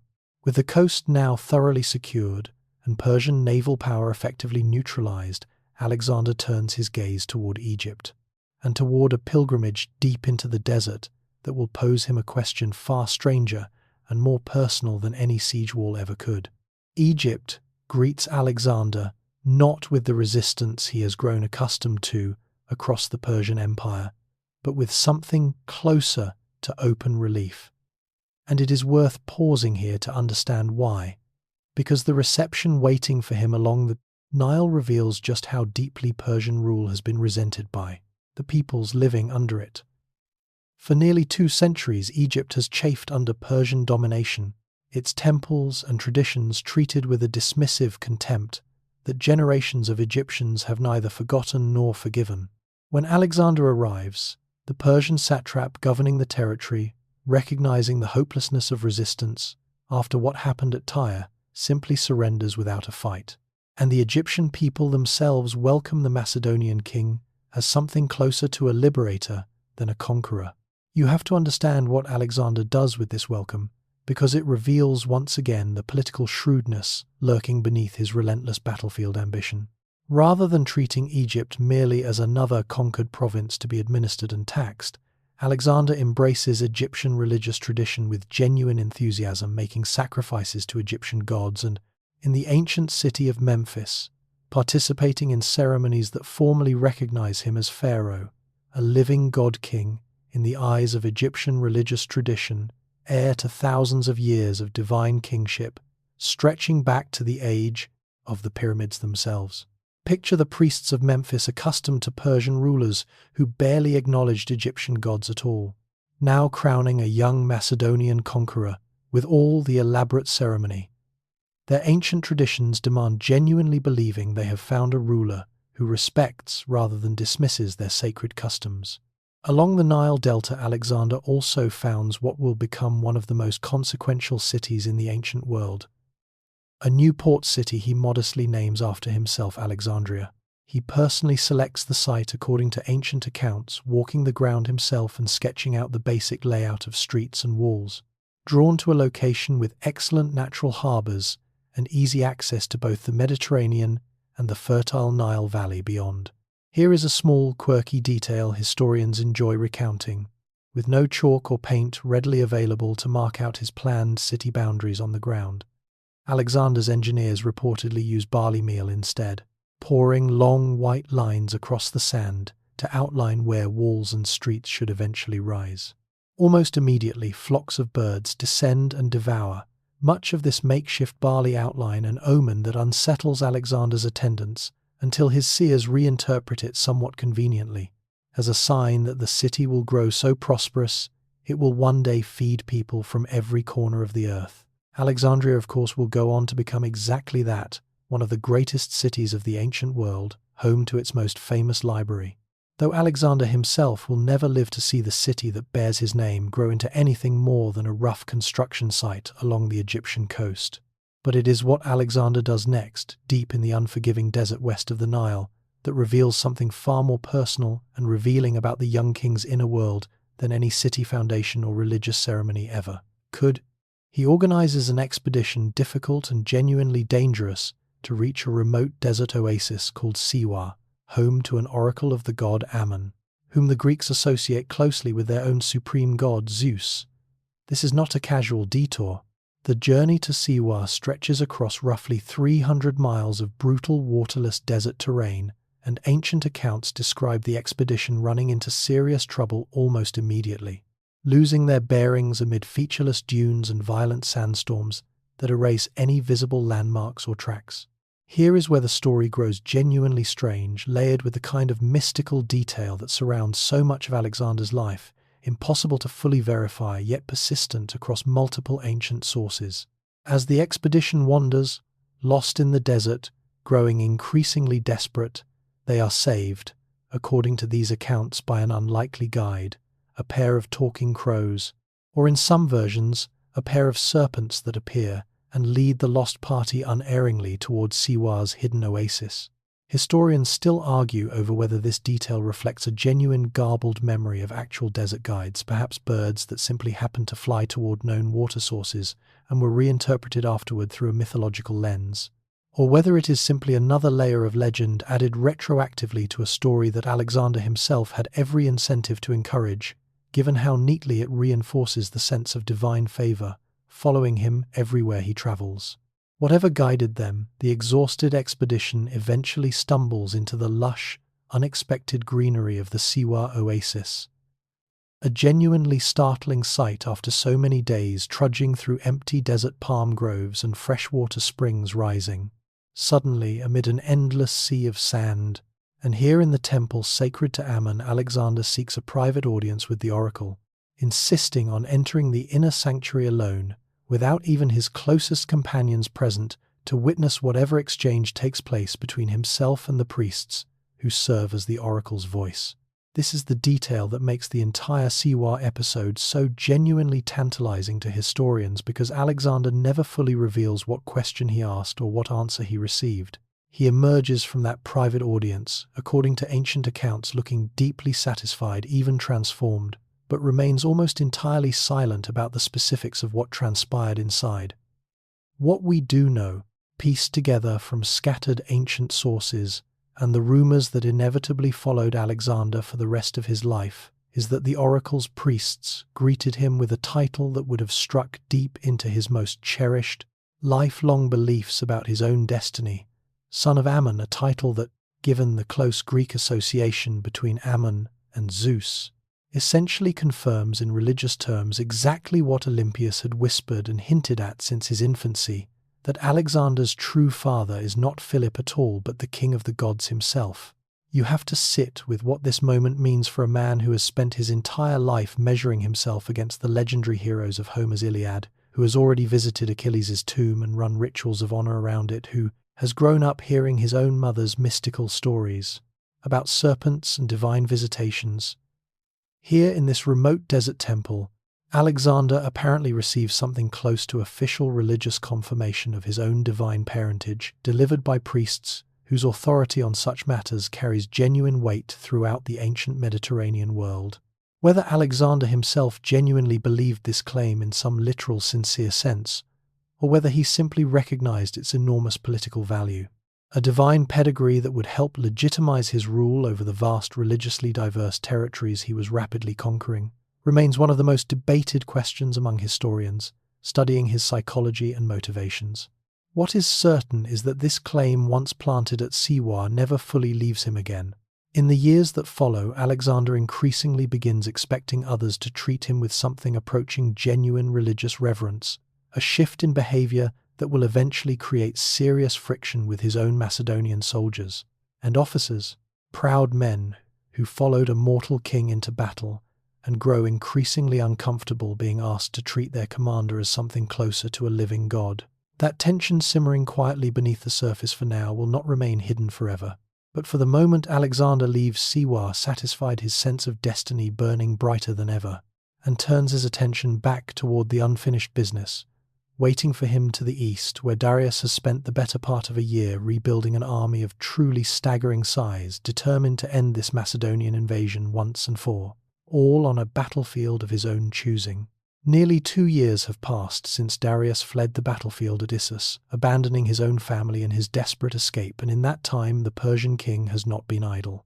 He has spent months traveling across the vast eastern reaches of his empire, drawing soldiers from provinces stretching all the way to India, assembling what ancient sources describe as the largest army Persia has ever fielded, a force meant not merely to defeat Alexander, but to obliterate him and his entire invading army so thoroughly that no Macedonian king will ever again dream of crossing into Asia. You have to understand the scale of ambition behind this gathering. Darius has learned painfully that narrow terrain and cramped coastal plains neutralize his numerical advantages, and so this time he selects his battlefield with meticulous care, a broad open plain near a village called Gaugamela Ground. He deliberately levels and clears of obstacles to allow his full force, including war chariots fitted with scythed blades, and even a contingent of war elephants brought from the empire's eastern territories to operate at maximum effectiveness. When Alexander's scouts report the scale of what awaits them on that plain, the numbers alone are enough to unsettle even his most battle-hardened veterans. Ancient sources, prone as always to dramatic inflation, describe Persian numbers running into the hundreds of thousands, vastly outnumbering the roughly 47,000 soldiers Alexander commands. Even accounting for exaggeration, There is no serious historical doubt that Alexander approaches this battle facing odds far steeper than anything he has previously confronted on ground, specifically chosen and prepared to eliminate every tactical advantage that narrow terrain once handed him at Issus. The night before the battle, as Macedonian officers gather anxiously to discuss strategy, one of Alexander's most experienced generals, Parmenion, proposes something that reflects genuine military prudence, given the overwhelming odds: a surprise night attack striking the massive Persian camp while darkness might help offset their crushing numerical disadvantage. It is on paper a reasonable suggestion, and here is where we find one of the most quietly revealing moments of Alexander's entire military career, a response that ancient historians clearly considered significant enough to preserve precisely. Alexander rejects the idea, and his stated reason carries a weight that goes well beyond simple tactical calculation. According to Plutarch, he declares that he refuses to steal a victory, insisting instead that he intends to defeat Darius openly and without deceit in full daylight, with no trickery to later diminish or complicate the legitimacy of his triumph. And here is what you have to understand about why this matters so profoundly to him. Alexander is not merely trying to win a battle, he is trying to win a claim, a decisive, unimpeachable demonstration to the entire world, to Persian nobles who might otherwise resist accepting a foreign conqueror as their legitimate ruler, that he has earned dominion over their empire through raw superiority rather than shadowy nighttime deception. It is exactly the kind of calculated, image-conscious decision that has defined so much of his career since that theatrical spear throw onto Persian soil years earlier, though it also undeniably reflects the genuine, deep-seated pride of a young man who has spent his entire life measuring himself against Homeric heroes, who valued glory, earned openly above victory, achieved through trickery. As dawn breaks over the plain of Gaugamela, both armies arrange themselves for what everyone present understands will likely be the decisive battle of this entire war. Darius, learning from his humiliating flight at Issus, positions himself carefully at the center of his own massive line, protected by layer upon layer of elite guards and loyal cavalry, determined this time to hold his ground, regardless of how the battle unfolds around him. Alexander, studying the Persian formation stretched out before him, notices something crucial. The sheer scale of Darius's line extended so wide across the leveled plain, specifically to prevent Alexander from simply outflanking it, as he had done previously, has created gaps and thin points in the Persian formation that a smaller, more disciplined force might potentially exploit. He develops a battle plan of remarkable tactical sophistication, deliberately angling his own line at an oblique diagonal as the armies advance toward each other, drawing Persian cavalry forces further and further out to the flanks in pursuit, gradually thinning the very center of Darius's line, where the great king himself stands. The battle itself unfolds as a genuinely terrifying, chaotic spectacle, one that must have tested the nerve of every soldier present, regardless of which side they fought for. Persian scythe chariots, their wheels fitted with wickedly curved blades, designed to shred through infantry formations, charged directly at the Macedonian lines. And here is a small, almost absurd detail worth pausing on. Amid the horror, Alexander's disciplined infantry, rather than panicking, simply opens lanes within their own formation, allowing the chariots to thunder harmlessly through gaps deliberately created for exactly this purpose, before closing ranks again behind them and cutting down the now isolated charioteers from all sides. It is a stunningly effective countermeasure, turning what Darius surely intended as a terrifying, formation-shattering weapon into something closer to a minor, easily managed inconvenience. As the wider battle rages and Persian cavalry forces continue drifting outward in pursuit of Macedonian flanking maneuvers, exactly the gap Alexander anticipated finally opens near the center of the Persian line. Seizing the moment with the same decisive instinct that has defined every major battle of his career, Alexander gathers his companion cavalry and drives directly through this opening, aiming once again just as he did at Issus, straight toward Darius's own position at the heart of the Persian formation. The great king, watching Alexander's cavalry cutting through his defenders with terrifying speed and momentum, watching the same nightmare scenario that broke his nerve once before, begin unfolding again directly in front of him makes the same fateful choice he made at Issus. Despite his earlier resolve to hold firm regardless of circumstances, Darius turns his chariot and flees the battlefield a second time, abandoning his massive army in the middle of active combat exactly as he had years earlier. And here is what you have to understand about the devastating psychological weight of this repeated pattern.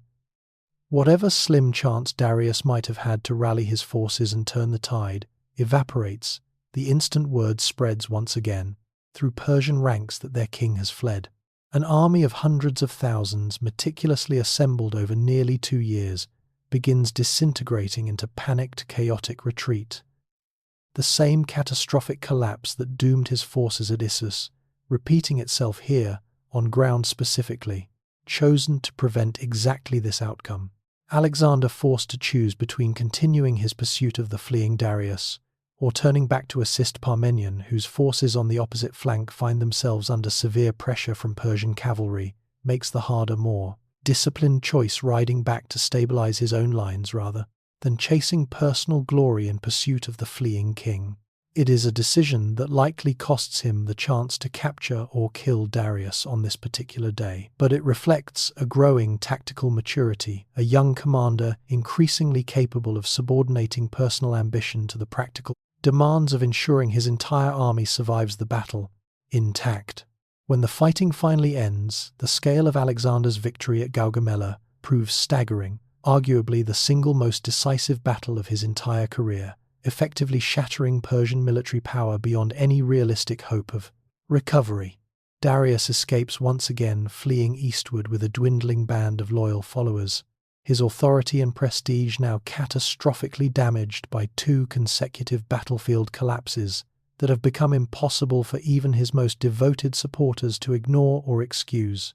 Alexander, meanwhile, finds the road ahead, essentially unguarded, the heart of the Persian Empire itself, its legendary capital cities overflowing with treasures beyond imagination, lying open and defenseless before him.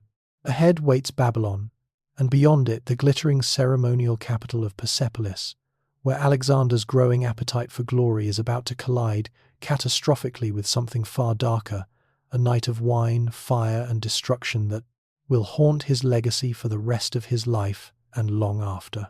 The road to Babylon opens before Alexander with an ease that must have felt almost surreal after the brutal, hard-fought campaigns of the previous years. The ancient city, one of the largest and most magnificent in the entire known world, surrenders without resistance, its governor and priests welcoming Alexander with elaborate ceremony, strewing flowers along his path, and burning incense as he rides through gates that legendary conquerors of the past had only dreamed of breaching. You have to understand what Babylon represents to the wider ancient world at this moment.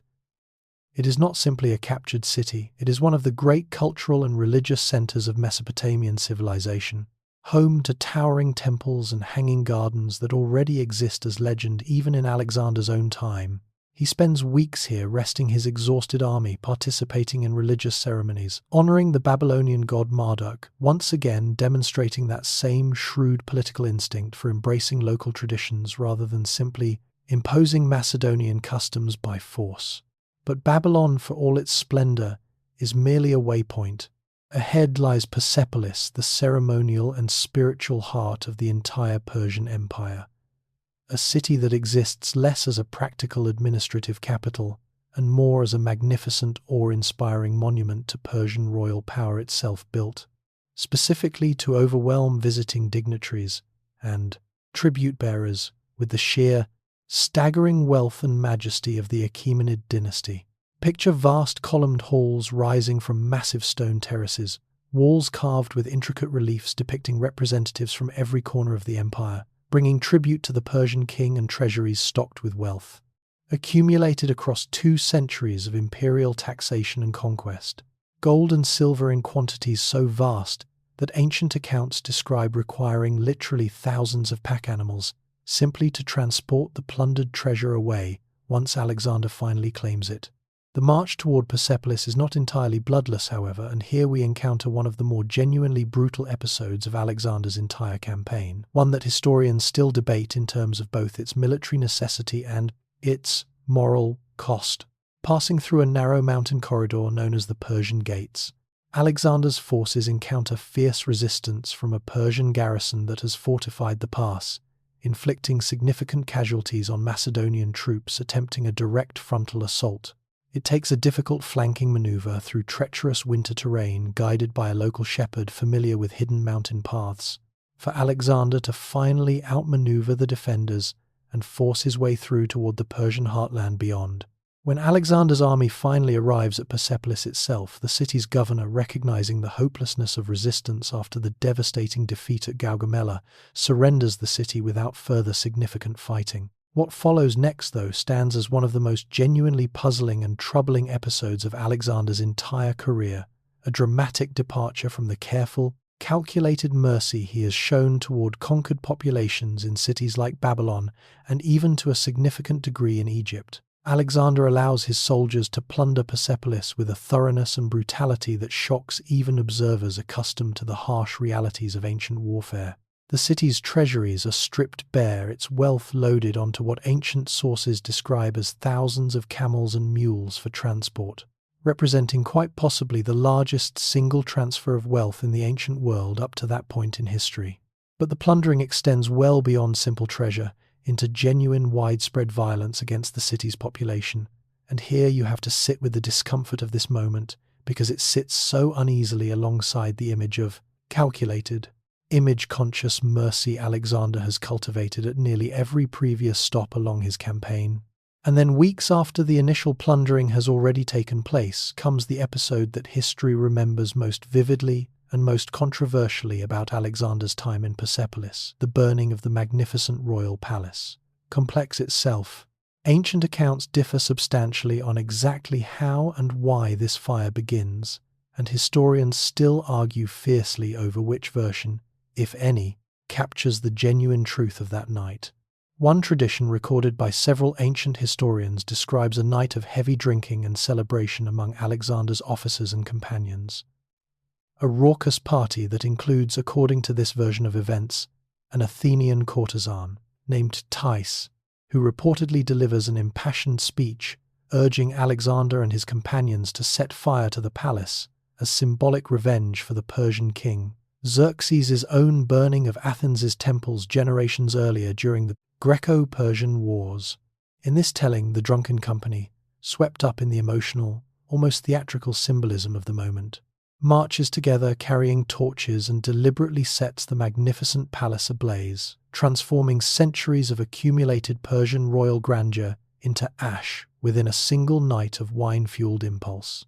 Other ancient sources offer a rather different, considerably more calculated version of events, suggesting that Alexander burned Persepolis deliberately and with sober strategic intent, not as spontaneous drunken revenge, but as a carefully considered political statement, a final, unmistakable, symbolic declaration that the old Achaemenid Persian Empire, with all its accumulated ceremonial grandeur, has been definitively and permanently ended, making way for something entirely new under Alexander's own authority. And here is what you have to understand about why this uncertainty matters so much to how we understand Alexander himself. These two competing explanations paint dramatically different pictures of the man responsible. One version shows a young conqueror capable of impulsive, almost reckless destruction driven by wine and the persuasive rhetoric of a courtesan, someone whose careful, calculated political image could nonetheless crack under the influence of alcohol and collective emotional excess. The other shows a far colder, more deliberate strategist willing to sacrifice one of the ancient world's great architectural marvels purely for its symbolic political value. Understanding precisely how such an act would resonate across both Greek and Persian audiences watching his conquest unfold, historians still argue passionately over which interpretation, or perhaps some combination of both, best captures what genuinely happened that night, and the honest answer is that we may simply never know for certain. The surviving ancient sources too contradictory and too distant from the actual event to settle the question definitively. What we do know is this: regardless of the precise motivations behind it, the burning of Persepolis represents something of a turning point in how later generations, and indeed some ancient commentators writing not long after Alexander's own death, begin to view him. Up until this point, his conquest could be framed, and largely was framed, by Alexander's own careful political messaging. As a war of liberation and legitimate succession, a Greek champion punishing Persia for old grievances, while respectfully assuming rightful control over its territories. The destruction of Persepolis complicates that narrative, considerably introducing an element of genuine, seemingly gratuitous destruction that sits uncomfortably alongside the image of the merciful, culturally respectful conqueror Alexander has otherwise worked so hard to cultivate. There is a smaller, quieter footnote to this episode that rarely receives the same dramatic attention, but which reveals something genuinely interesting about Alexander's own state of mind afterward. Several ancient sources suggest that Alexander, viewing the smouldering ruins the following morning, felt genuine regret over what had happened. Whether or not he had personally ordered or participated in setting the fire himself. Whatever guilt or ambivalence he might have privately felt, though the palace of Persepolis, one of the true architectural marvels of the ancient world, lies in ruins, its treasures scattered across the Macedonian baggage train. Its symbolic significance as the ceremonial heart of Persian royal power reduced permanently to ash and rubble. With Persepolis destroyed and the practical material heart of the Persian Empire now firmly in Alexander's possession, only one obstacle remains standing between him and complete unambiguous claim to the entire Achaemenid throne: Darius. Himself still alive, still fleeing eastward, with a dwindling, increasingly desperate band of followers, his authority crumbling with every passing week. But what awaits Alexander when he finally catches up to his great rival will not be the climactic personal confrontation that his lifelong obsession with Homeric glory has always craved. Instead, it will be something far darker, a betrayal from within Darius's own ranks that robs Alexander of the very victory he has spent years pursuing. The pursuit of Darius becomes, in the weeks following the destruction of Persepolis, a chase unlike anything Alexander has previously undertaken, less a conventional military campaign and more a desperate, exhausting race across some of the most punishing terrain in the entire Persian Empire. Darius, fleeing eastward with a rapidly dwindling core of loyal followers, retreats toward the empire's eastern satrapies, hoping perhaps to regroup among provinces still loyal to his crown, or perhaps simply running with the animal instinct of a man who no longer has any clear strategy beyond survival itself. Alexander, sensing that this pursuit represents his final opportunity to capture the great king and formally end this war through direct personal confrontation, pushes his forces with a punishing intensity that leaves even his most hardened veterans struggling to keep pace. You have to understand what this pursuit actually demands physically from Alexander's soldiers during these weeks. He selects only his fastest, most capable troops for this final chase, abandoning heavier equipment and slower infantry entirely, driving his men across brutal terrain at a pace that pushes horses to collapse beneath their riders from sheer exhaustion. Ancient accounts describe soldiers riding through entire nights, without rest, covering distances that seem almost physically impossible, all in a desperate attempt to close the gap before Darius can either escape entirely or find some way to rally fresh resistance among the empire's more distant Provence. But as Alexander's exhausted forces draw ever closer to the fleeing Persian king's dwindling column, a development unfolds within Darius's own camp that will ultimately deny Alexander the climactic confrontation he has spent 2 years anticipating. Among Darius's remaining followers is a regional satrap named Bessus, governor of the distant eastern province of Bactria, a man who commands significant personal forces of his own, and who watches his king's continued flight with growing contempt and calculation rather than loyalty. Here is what you have to understand about the political calculus running through Bessus's mind during these desperate final weeks. Darius, having now fled from 2 catastrophic battlefield defeats, has become, in the eyes of many of his remaining followers, a liability rather than a legitimate ruler worth continued sacrifice and risk. Bessus begins to wonder whether Persia's fractured resistance might be better served, or perhaps whether his own personal ambitions might be better served by a different arrangement entirely. The betrayal, when it finally comes, unfolds with a coldness that even hardened observers of ancient political intrigue find genuinely striking. Bessus and several other conspirators among Darius's inner circle seize their own king, binding him in golden chains, a detail ancient sources preserve specifically because of its bitter, almost theatrical irony. Chains crafted from the very metal that once represented his empire's fabled wealth, now used to imprison its ruler. They load the bound Darius into a covered wagon, continuing the eastward flight, but now as prisoner rather than commander, while Bessus begins positioning himself as a potential replacement claimant to leadership of whatever remains of organized Persian resistance. Alexander, learning of this dramatic turn of events through scouts and informants, pushes his exhausted forces even harder, understanding, with cold clarity, exactly what Bessus's betrayal threatens. If the conspirators succeed in transporting Darius safely into the more remote defensible eastern provinces, they might use him as a bargaining tool, or worse, quietly murder him and claim leadership themselves, denying Alexander the clean, decisive resolution to this war that capturing the legitimate Persian king in person would provide. And so the pursuit accelerates into something approaching a genuine race against time, Macedonian cavalry pushing through brutal desert terrain with a desperate urgency, driven by the knowledge that every additional hour might mean the difference between capturing Darius alive or arriving only to find a corpse. They do not make it in time. As Alexander's advance forces finally close the gap on the fleeing convoy, cornering the conspirators near a place called Hecatompylos, Bessus and his fellow conspirators make their final brutal decision. Rather than risk being captured alongside their prisoner and facing whatever punishment Alexander might inflict for their treachery, they turn on Darius one last time. Ancient accounts describe the conspirators stabbing the bound king before abandoning him wounded and dying in the wagon as they scatter and flee in different directions, hoping individually to escape the rapidly closing Macedonian pursuit. That their collective betrayal has now made considerably more urgent and personal. When Macedonian soldiers finally reach the abandoned wagon, they find Darius still barely alive, though only just his wounds mortal and his strength nearly spent. According to several ancient sources, a Macedonian soldier named Polystratus, searching the abandoned wagon for water to quench his own thirst after the brutal pursuit, discovers the dying king and offers him a final drink before Darius succumbs to his wounds. Some accounts, though historians rightly treat these details with considerable skepticism, given how neatly they serve later.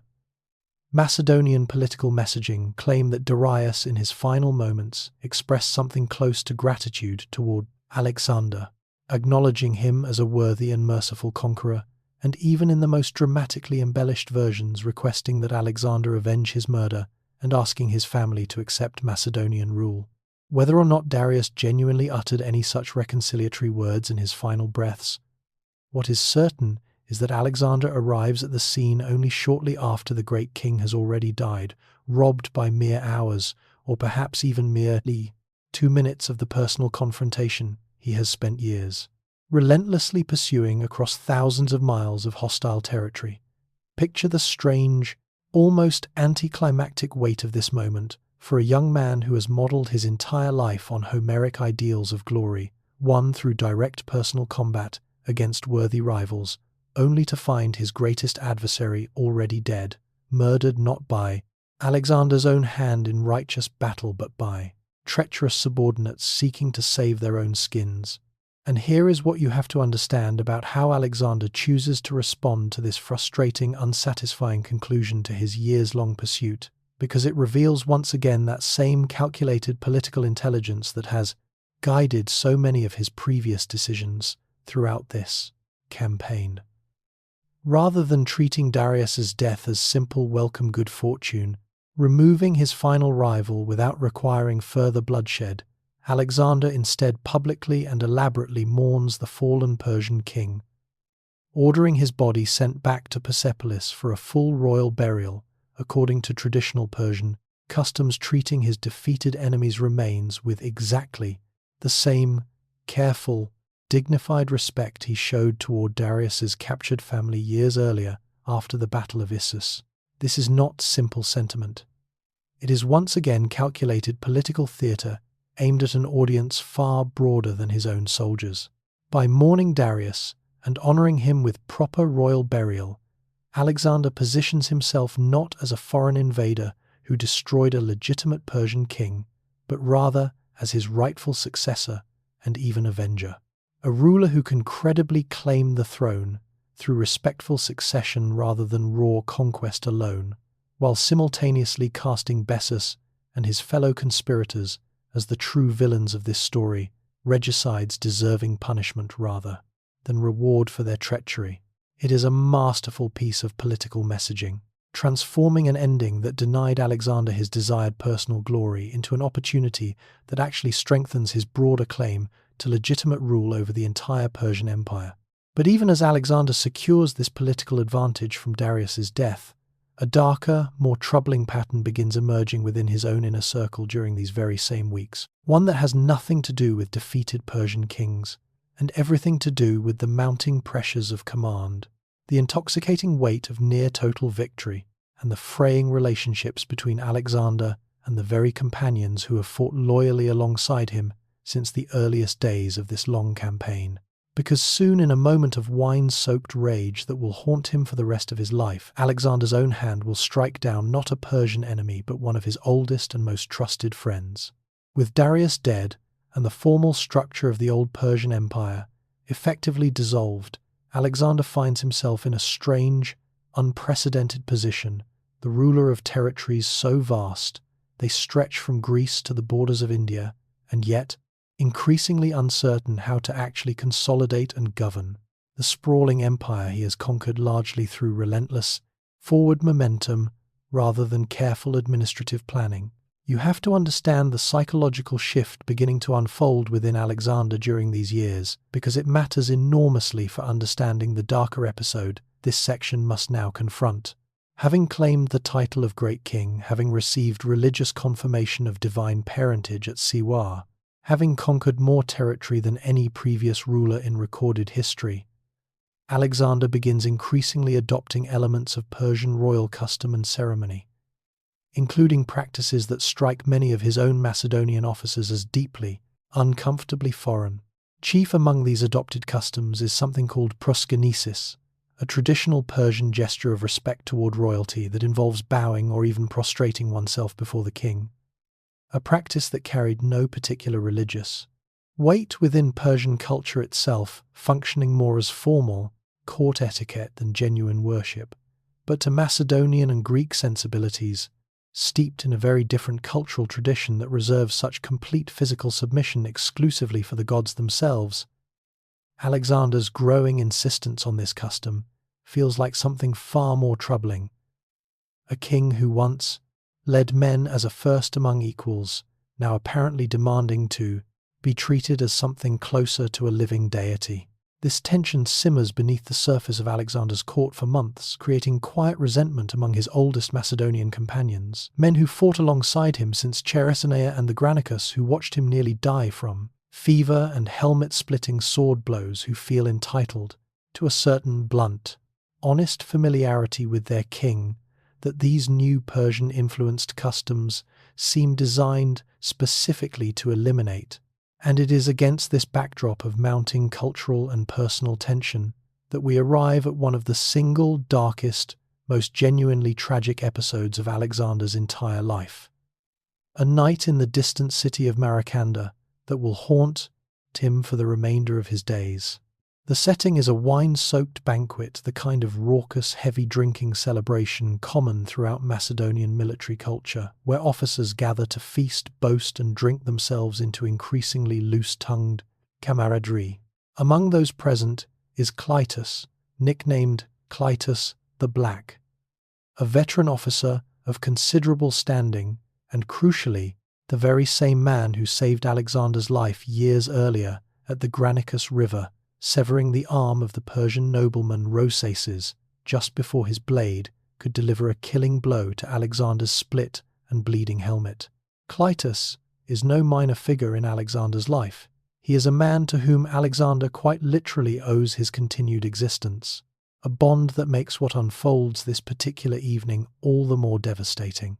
As the wine flows freely and the evening wears on, the conversation drifts, as drunken conversations among soldiers often do, toward comparisons between present achievements and past glories, and specifically toward increasingly pointed comparisons between Alexander's own accomplishments and those of his father Philip.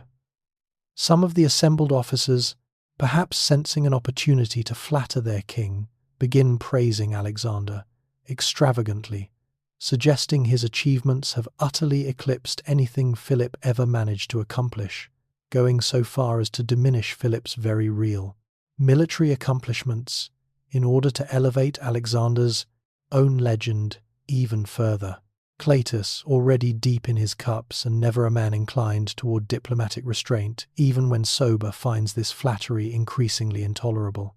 You have to understand what Cleitus represents in this moment. He is one of the last remaining voices from Alexander's father's generation, a man who genuinely served under Philip and witnessed firsthand the difficult, unglamorous work of building Macedonian power from a fractured, regionally dominated kingdom into the force capable of eventually conquering Persia. Watching younger officers casually dismiss that legacy to flatter Alexander's ego strikes him as both historically dishonest and personally insulting, a betrayal of the older generation's genuine sacrifices. He begins pushing back loudly and with mounting anger, defending Philip's legacy and reminding the assembled company with increasing bluntness exactly whose army and whose careful groundwork made Alexander's entire Asian campaign possible in the first place. The exchange grows heated, both men fueled by wine and wounded pride, and Cleitus, perhaps sensing he has an increasingly captive and uncomfortable audience, pushes even further, directly criticizing Alexander's growing embrace of Persian customs, his adoption of proskynesis, his increasing distance from the blunt, egalitarian traditions of Macedonian kingship that men like Cleitus grew up respecting. And here is where the confrontation spirals beyond simple drunken argument into something genuinely dangerous.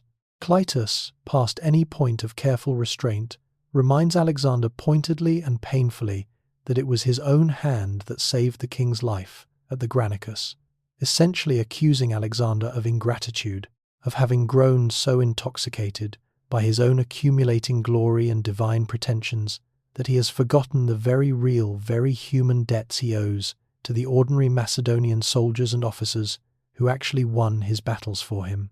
Alexander, already furious and increasingly unable to tolerate what he perceives as open insubordination in front of his entire assembled officer corps, rise in a rage. What happens next unfolds with a speed and horror that even ancient sources accustomed to describing brutal battlefield violence seem to struggle recounting. Alexander, in his fury, snatches a spear from one of the nearby guards, and before anyone present can intervene or fully process what is happening, drives it directly into Cleitus, killing the very man who once saved his life in a single, irreversible moment of drunken, wounded pride. The banquet hall falls into stunned, horrified silence. Officers, who moments earlier were laughing and drinking, now staring in disbelief at the body of a respected veteran commander, killed not by Persian enemies but by the king he had personally saved years earlier. And here is what you have to understand about what follows immediately afterward, because it reveals something genuinely raw and human beneath all of Alexander's carefully cultivated mythology of divine destiny and battlefield. Invincibility. The rage that drove him to violence collapses almost instantly into something resembling total psychological devastation. Ancient accounts describe Alexander attempting to turn the same spear on himself, only barely restrained by horrified attendants who wrestle the weapon away before he can complete the act. He retreats to his tent and, according to multiple ancient sources, refuses food and water for 3 full days, weeping uncontrollably, repeatedly calling out Cleitus's name, consumed by a grief and guilt so overwhelming that his own officers grow genuinely concerned he might simply die from the sheer weight of his own remorse. This is without question one of the darkest moments of Alexander's entire life, and it offers a genuinely important corrective to any narrative that presents him as simply an unstoppable, glory-drenched conqueror marching triumphantly from victory to victory, here stripped of battlefield adrenaline and confronted instead with the raw, irreversible consequence of his own uncontrolled temper.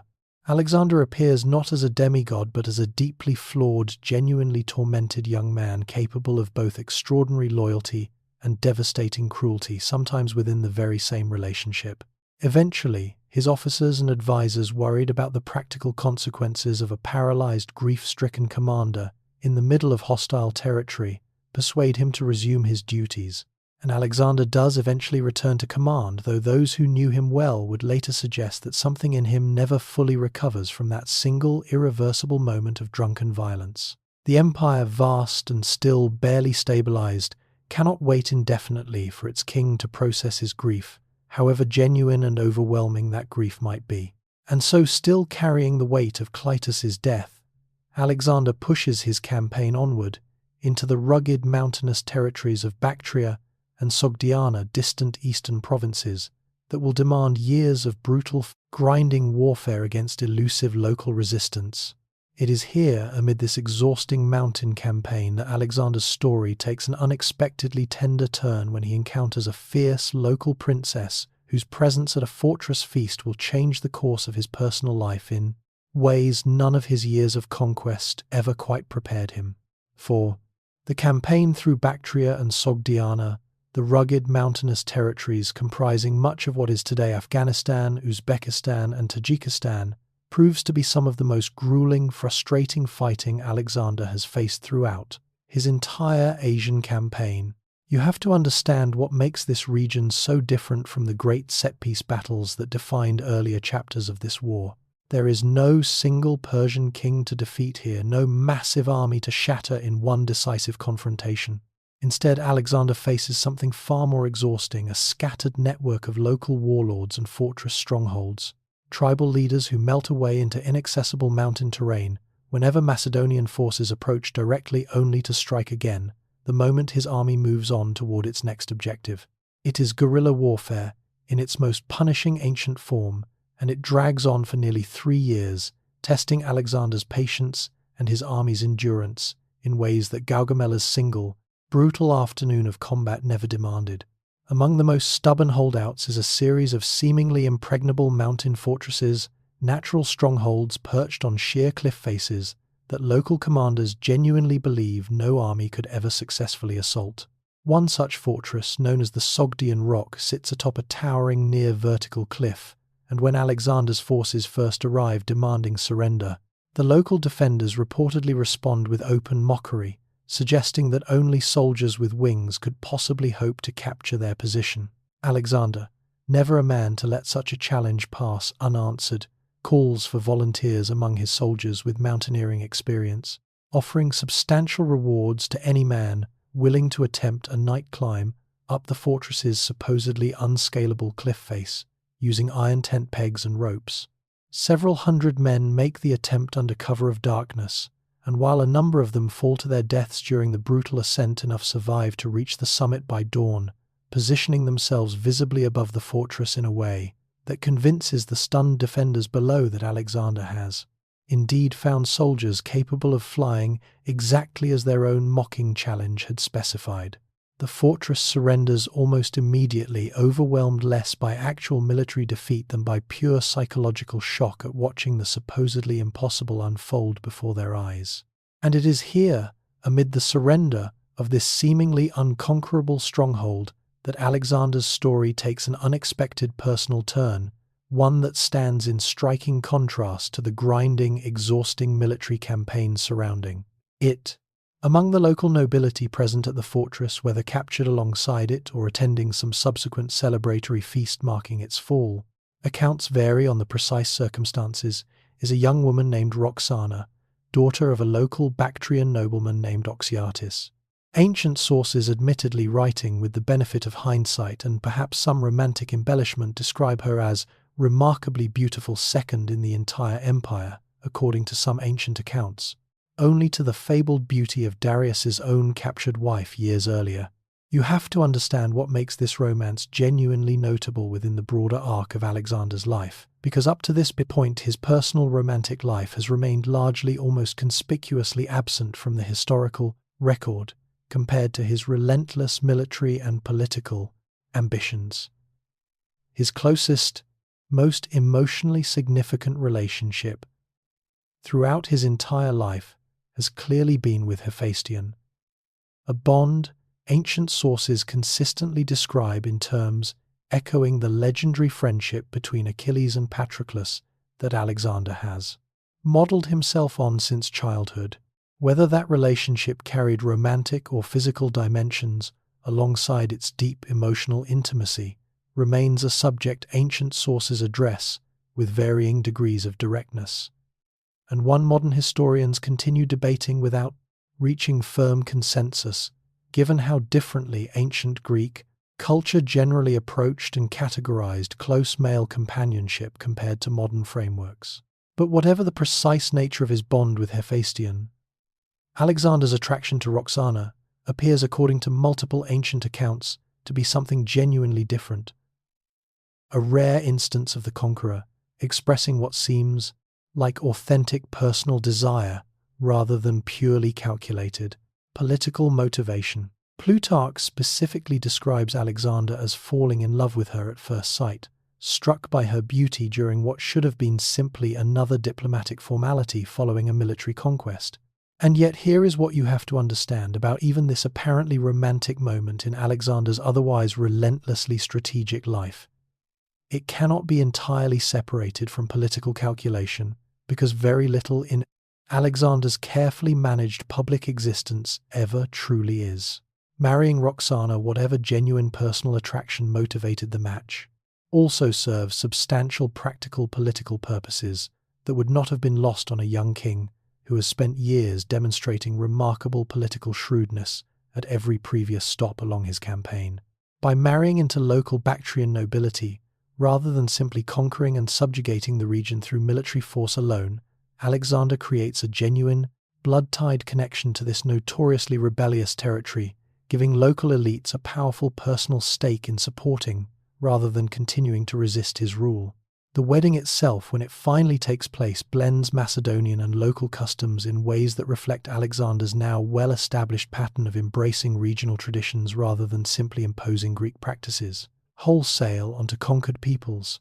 Ancient accounts describe a ceremony involving the ritual sharing of bread cut by a sword, a distinctly local custom that Alexander apparently adopts without hesitation, continuing the same pattern of cultural accommodation that earlier saw him honor Egyptian religious tradition at Memphis and Persian royal customs following Darius's death. There is a small wry footnote worth pausing on here, one that reveals something about how Alexander's own soldiers and officers likely viewed this romantic development amid their exhausting mountain campaign. Many of his veteran Macedonian officers, men who had grown increasingly uneasy watching their king adopt Persian customs and increasingly elevated quasi-divine self-perception in the years since Siwa and Darius's death, greeted news of this marriage to a local Bactrian noblewoman with distinctly mixed feelings. On one hand, it offered welcome proof that their king remained capable of genuine human affection rather than existing purely as some remote godlike figure increasingly detached from ordinary human concerns. On the other hand, marrying a non-Greek, non-Macedonian woman rather than securing some politically advantageous alliance with Greek or Macedonian nobility struck many traditionalist officers as yet another troubling sign of their king drifting further from his own cultural roots with every passing year of Eastern conquest. Whatever mixed feelings it provoked among his officers, the marriage does appear to genuinely stabilize, at least temporarily, the exhausting guerrilla resistance that has plagued Alexander's campaign throughout Bactria and Sogdiana. Local resistance gradually diminishes as regional nobility, following Oxyates' example, increasingly calculate that accommodation with Alexander's rule offers better prospects than continued, ultimately futile military resistance. With the eastern territories finally, if imperfectly, pacified after years of grinding mountain warfare, Alexander turns his restless ambition toward an entirely new horizon, one that stretches beyond even the vast boundaries of the old Persian Empire itself, toward the legendary, largely unknown lands of India, where an entirely different kind of battlefield challenge awaits him. An enemy king commanding war, elephants, and a monsoon-soaked river crossing that will produce what many historians still consider the single most tactically brilliant battle of Alexander's entire military career. News of lands lying beyond the eastern edges of the old Persian Empire has reached Alexander repeatedly over the years of his campaign. Fragments of information gathered from local guides captured officials and merchants who speak of a vast subcontinent stretching endlessly toward the rising sun, a place the Greeks call India, largely unknown and unmapped by anyone in the Mediterranean world. You have to understand what draws Alexander toward this frontier even after years of exhausting near-constant warfare, because it reveals something essential about the restless hunger that has driven him since childhood. This is no longer simply about defeating Persia. That war ended definitively with Darius's death years earlier. This is about something closer to the edge of the known world itself, a horizon Alexander seems genuinely, almost desperately compelled to reach, regardless of how thoroughly his soldiers might prefer to finally rest after years of continuous campaigning. Crossing into India, Alexander's forces encounter a political landscape considerably more fragmented than Persia's centralized imperial structure. A patchwork of independent kingdoms and tribal territories, some of which submit peacefully to Macedonian authority, others which resist with the same fierce determination Alexander has encountered throughout his years of eastern conquest. Among these regional rulers is a king named Porus, ruler of territory lying along the eastern bank of the Hydaspes River, a proud and formidable monarch who, unlike many local rulers who have chosen accommodation over resistance, decides to make his stand directly against the approaching Macedonian army rather than simply submit. The Hydaspes itself presents Alexander with challenges unlike anything he has previously faced, and the timing could hardly be worse. Monsoon season has arrived, transforming what might otherwise be a manageable river crossing into a genuinely dangerous obstacle. The water swollen and turbulent, rain falling in relentless sheets that turn the surrounding terrain into thick, sucking mud that slows every movement his army attempts. And waiting on the opposite bank, Porus has assembled a formidable force that includes something Alexander's army has encountered only in limited numbers. Previously, war elephants, according to ancient accounts, numbering somewhere around 200 massive animals trained specifically for battle, capable of trampling infantry formations, and just as significantly terrifying horses that have never encountered such creatures before, and often refuse outright to approach them regardless of how forcefully their riders urge them forward. You have to picture the tactical puzzle this presents Alexander during the tense days leading up to the actual crossing. A direct assault across the swollen river, directly into a defended position backed by terrifying war elephants, would likely prove catastrophically costly, even for an army with Alexander's proven battlefield record. Instead, he devises a characteristically bold and deceptive strategy, one that demonstrates just how much his tactical sophistication has grown since those early, more straightforward cavalry charges at the Granicus years earlier. Alexander orders his forces to make repeated visible movements up and down the riverbank over several consecutive nights, complete with loud noises, torchlight, and false crossing attempts deliberately designed to exhaust and confuse Porus's forces watching anxiously from the opposite bank, uncertain each night whether this particular movement represents the genuine crossing attempt or simply another feint. Night after night, Porus's soldiers scramble to respond to these apparent threats, growing increasingly fatigued and crucially increasingly desensitized to Alexander's nighttime activities along the riverbank, until the genuine crossing, when it finally comes, catches the exhausted Indian forces at least partially off guard.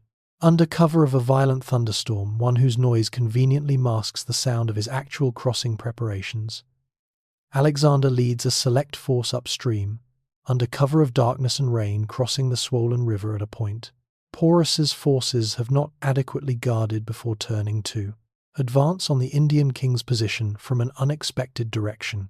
It is a maneuver of considerable tactical risk, executed in dangerous flooding conditions that could easily have resulted in catastrophic losses, even without any enemy engagement whatsoever. And yet Alexander's forces complete the difficult crossing, successfully positioning themselves for what becomes one of the most genuinely fascinating tactical battles of his entire career. The battle itself unfolds as a fascinating, almost experimental confrontation between fundamentally different approaches to warfare: Macedonian discipline and coordinated tactics against the raw, terrifying power of massed war elephants, determined Indian infantry and cavalry. Porus, learning of Alexander's unexpected crossing, arranges his forces to meet the threat positioning his war elephants prominently at intervals along his front line, correctly calculating that Macedonian cavalry horses will struggle badly against such unfamiliar, terrifying animals. And here is where Alexander's careful battlefield observation and tactical creativity produces genuinely impressive results. Rather than attempting to charge his cavalry directly against the elephants, which would likely prove disastrous given how badly Macedonian horses react to the animal's unfamiliar scent and appearance, Alexander instead deploys his cavalry against Porus's own cavalry positioned on the flanks, drawing them into difficult, exhausting engagements, while his infantry armed with long sarissa spears target the elephants and their drivers, directly employing tactics specifically developed to neutralize the massive animals without requiring cavalry to confront them head-on. The fighting grows increasingly chaotic and brutal as the battle progresses, and here you have to picture a genuinely harrowing scene. Wounded elephants, driven into panicked frenzy by repeated spear wounds, begin trampling indiscriminately through both Indian and Macedonian ranks alike, their drivers, killed or unable to control the terrified, pain-maddened animals any longer.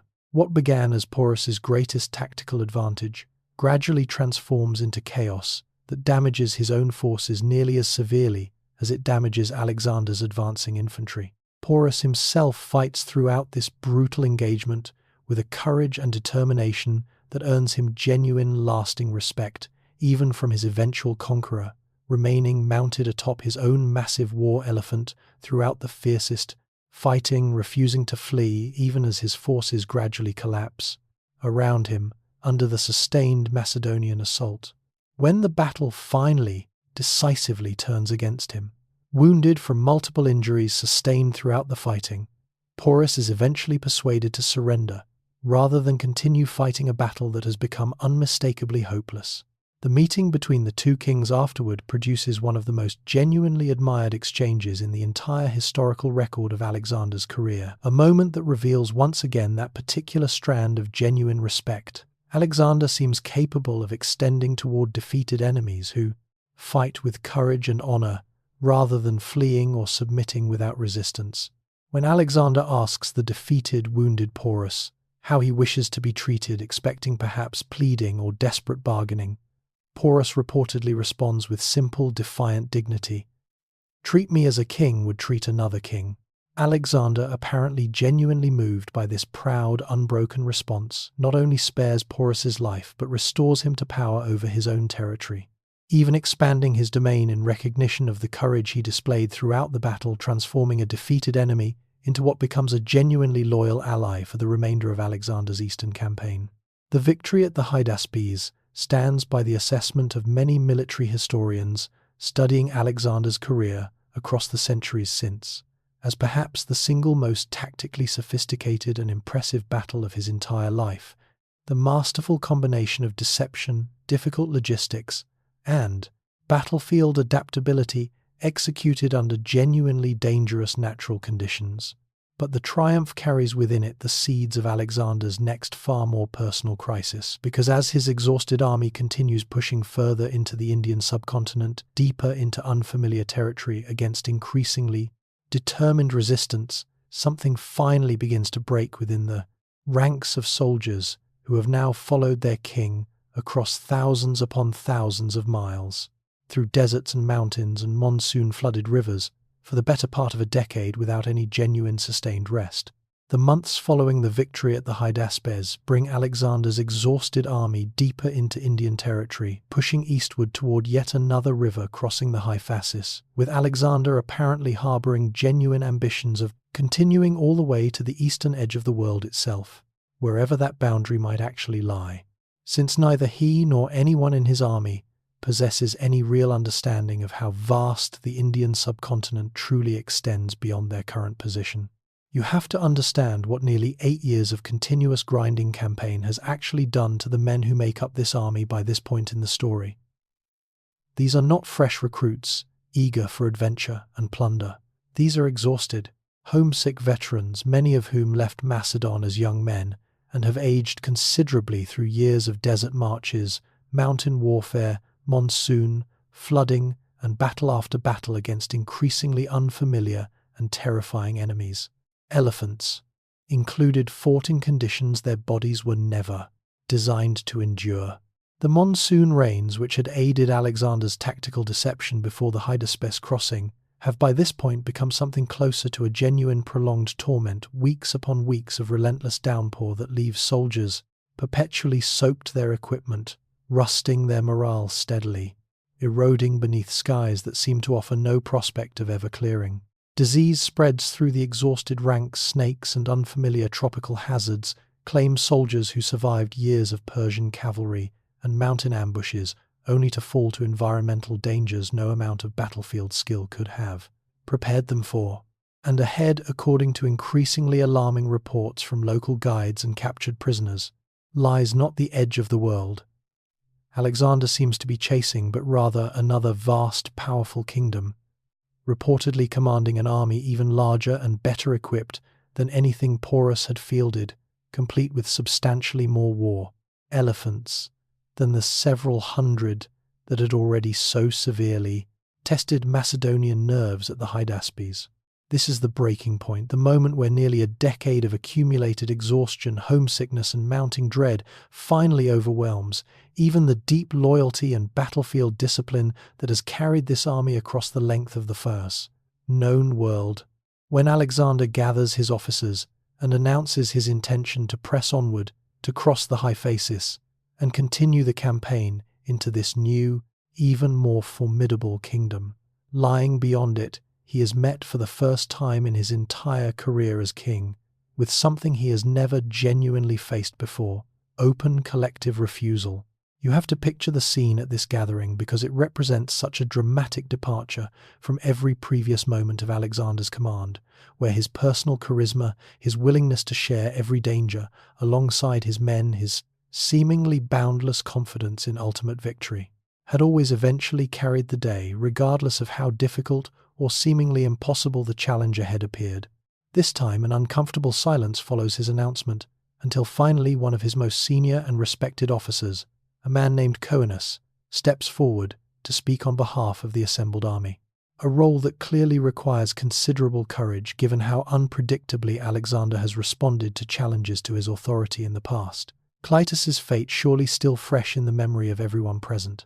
Coenus speaks carefully but firmly, acknowledging Alexander's extraordinary achievements while making clear in terms that leave little room for misinterpretation that his soldiers have simply reached the absolute limit of what they can continue to endure.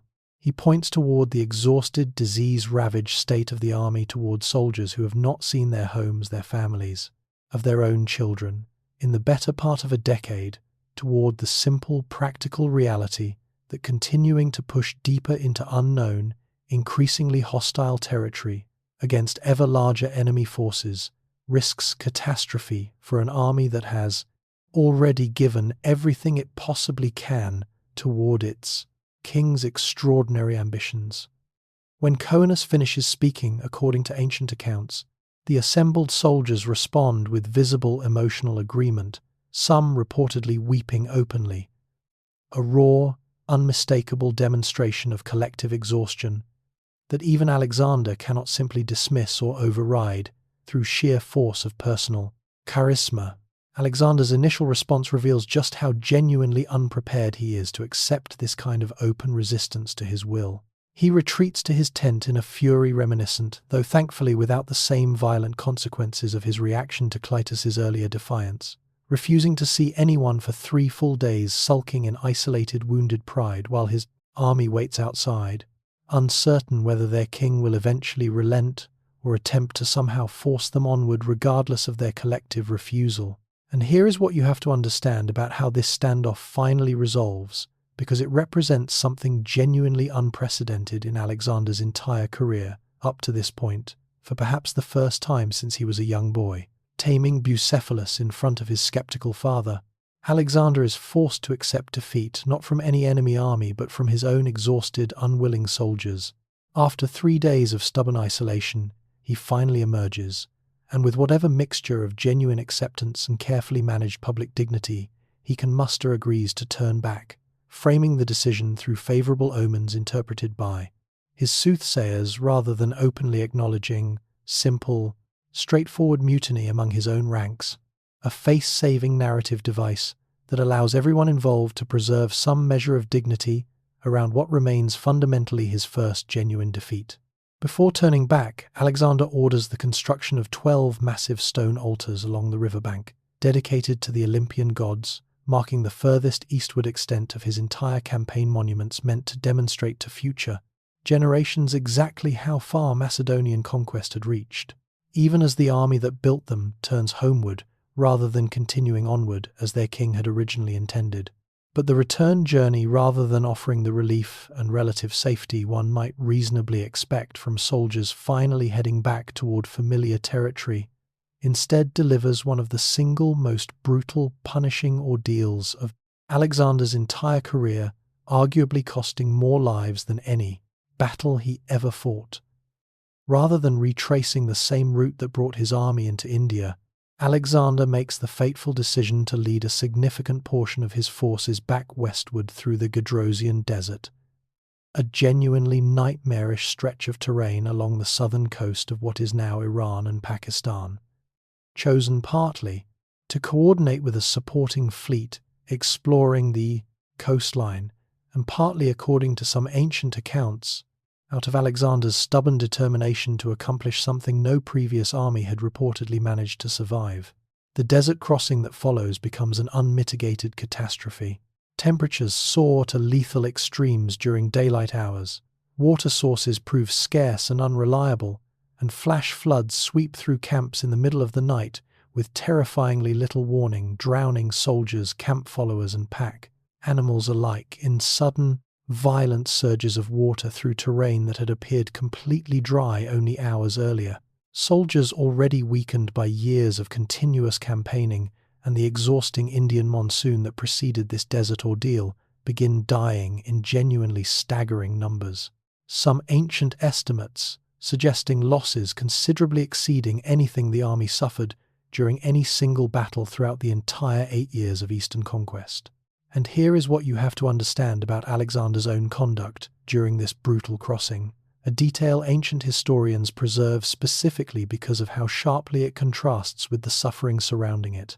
When offered a rare helmet full of water, discovered by his scouts during the worst of the desert, crossing with his own men, desperately thirsty all around him, Alexander reportedly pours the water out onto the sand in front of his entire army rather than drinking it himself, refusing to accept any comfort his exhausted soldiers cannot equally share.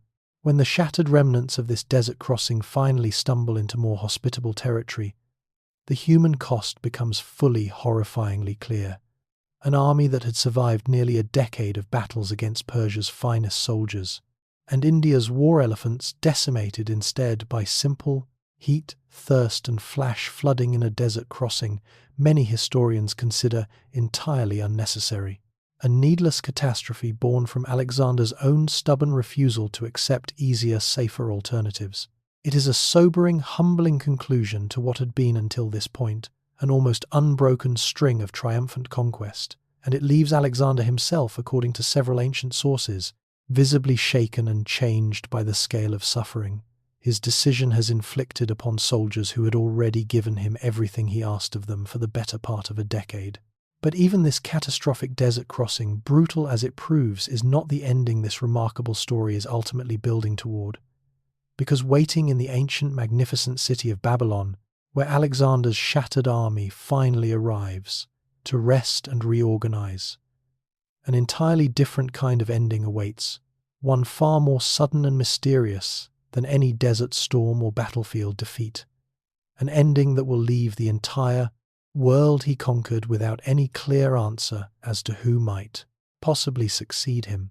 Babylon receives Alexander for the second time in his life, though he arrives now, a profoundly different man than the confident young conqueror who first walked through its gates years earlier, fresh off shattering Darius's army at Gaugamela. The Gedrosian disaster has left visible scars on both the army and its king, and yet Babylon itself, ever magnificent, ever eager to accommodate whatever ruler currently claims dominion over it, welcomes him with the same elaborate ceremony and genuine splendor it offered before.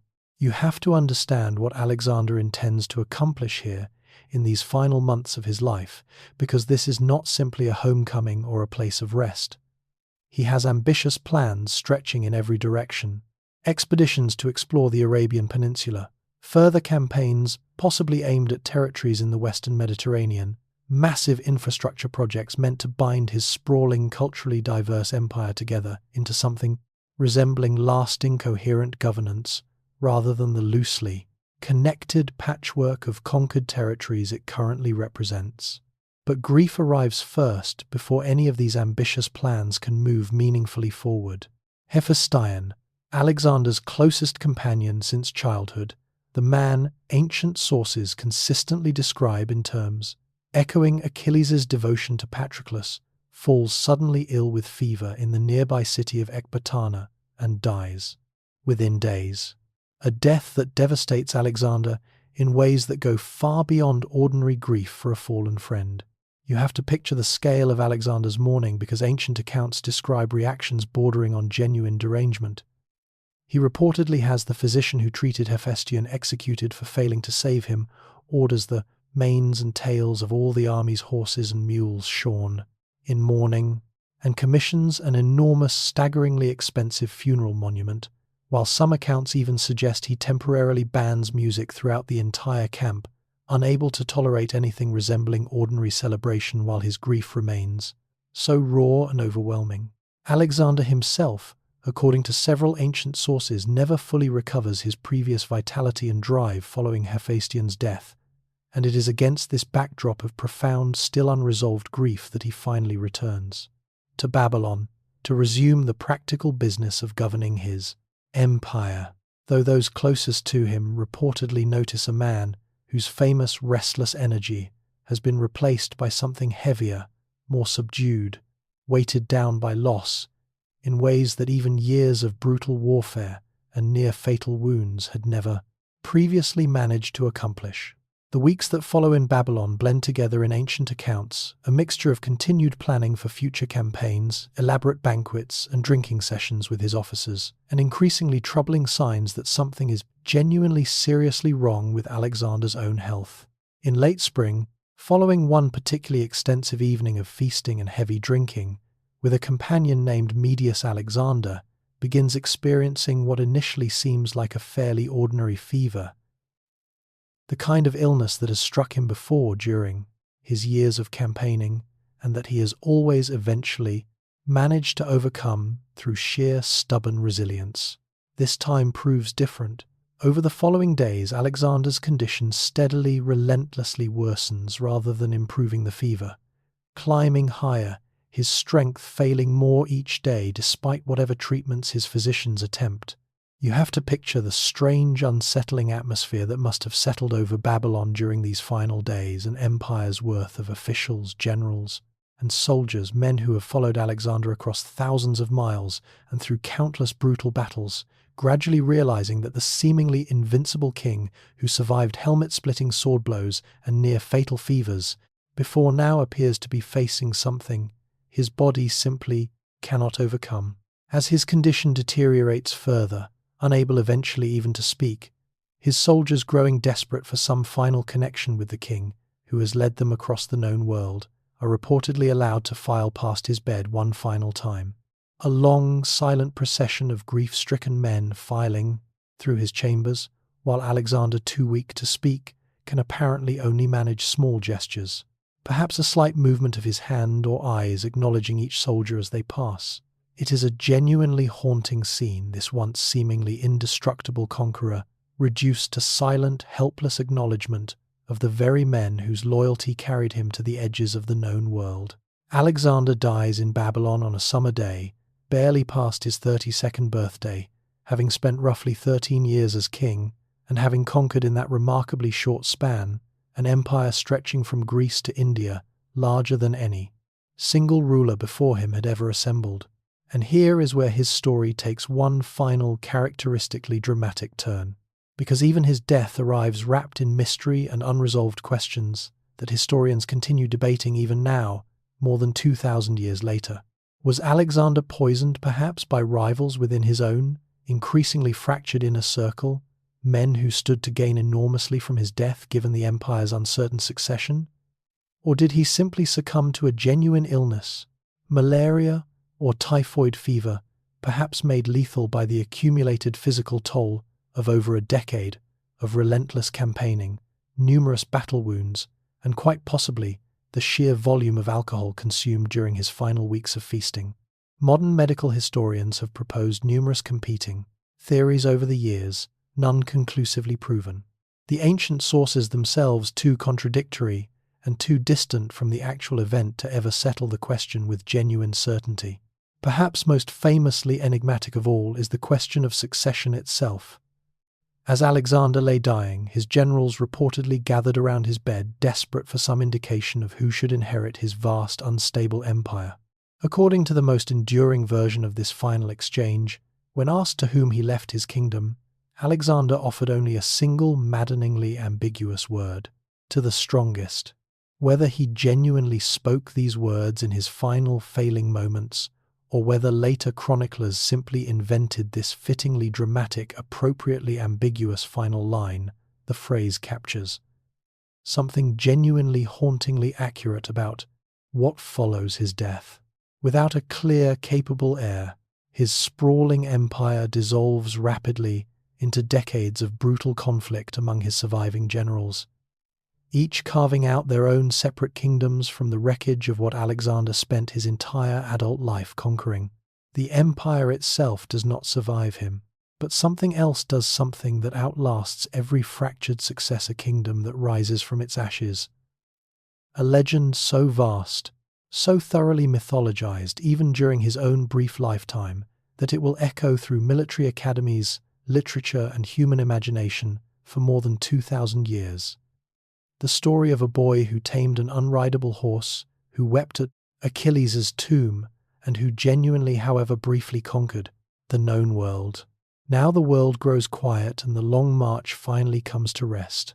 The dust of Gaugamela settles back into the earth, and the rivers of Persia and India flow on calm and silver under a moon that has seen every empire rise and every empire fade.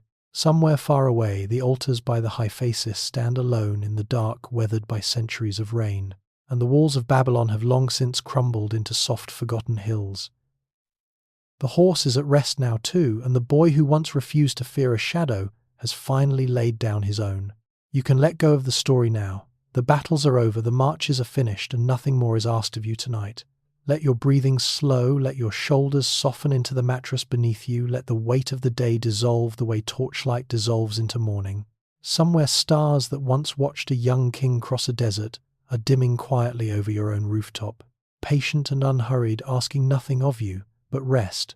There is nowhere else to march tonight, no river to cross, no city waiting on the horizon, just the soft dark of your room and the slow, steady rhythm of your own heartbeat carrying you gently away from empires and towards sleep.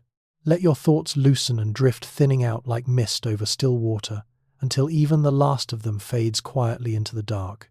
The past is at rest, the world is at rest, and now so are you. Sleep well.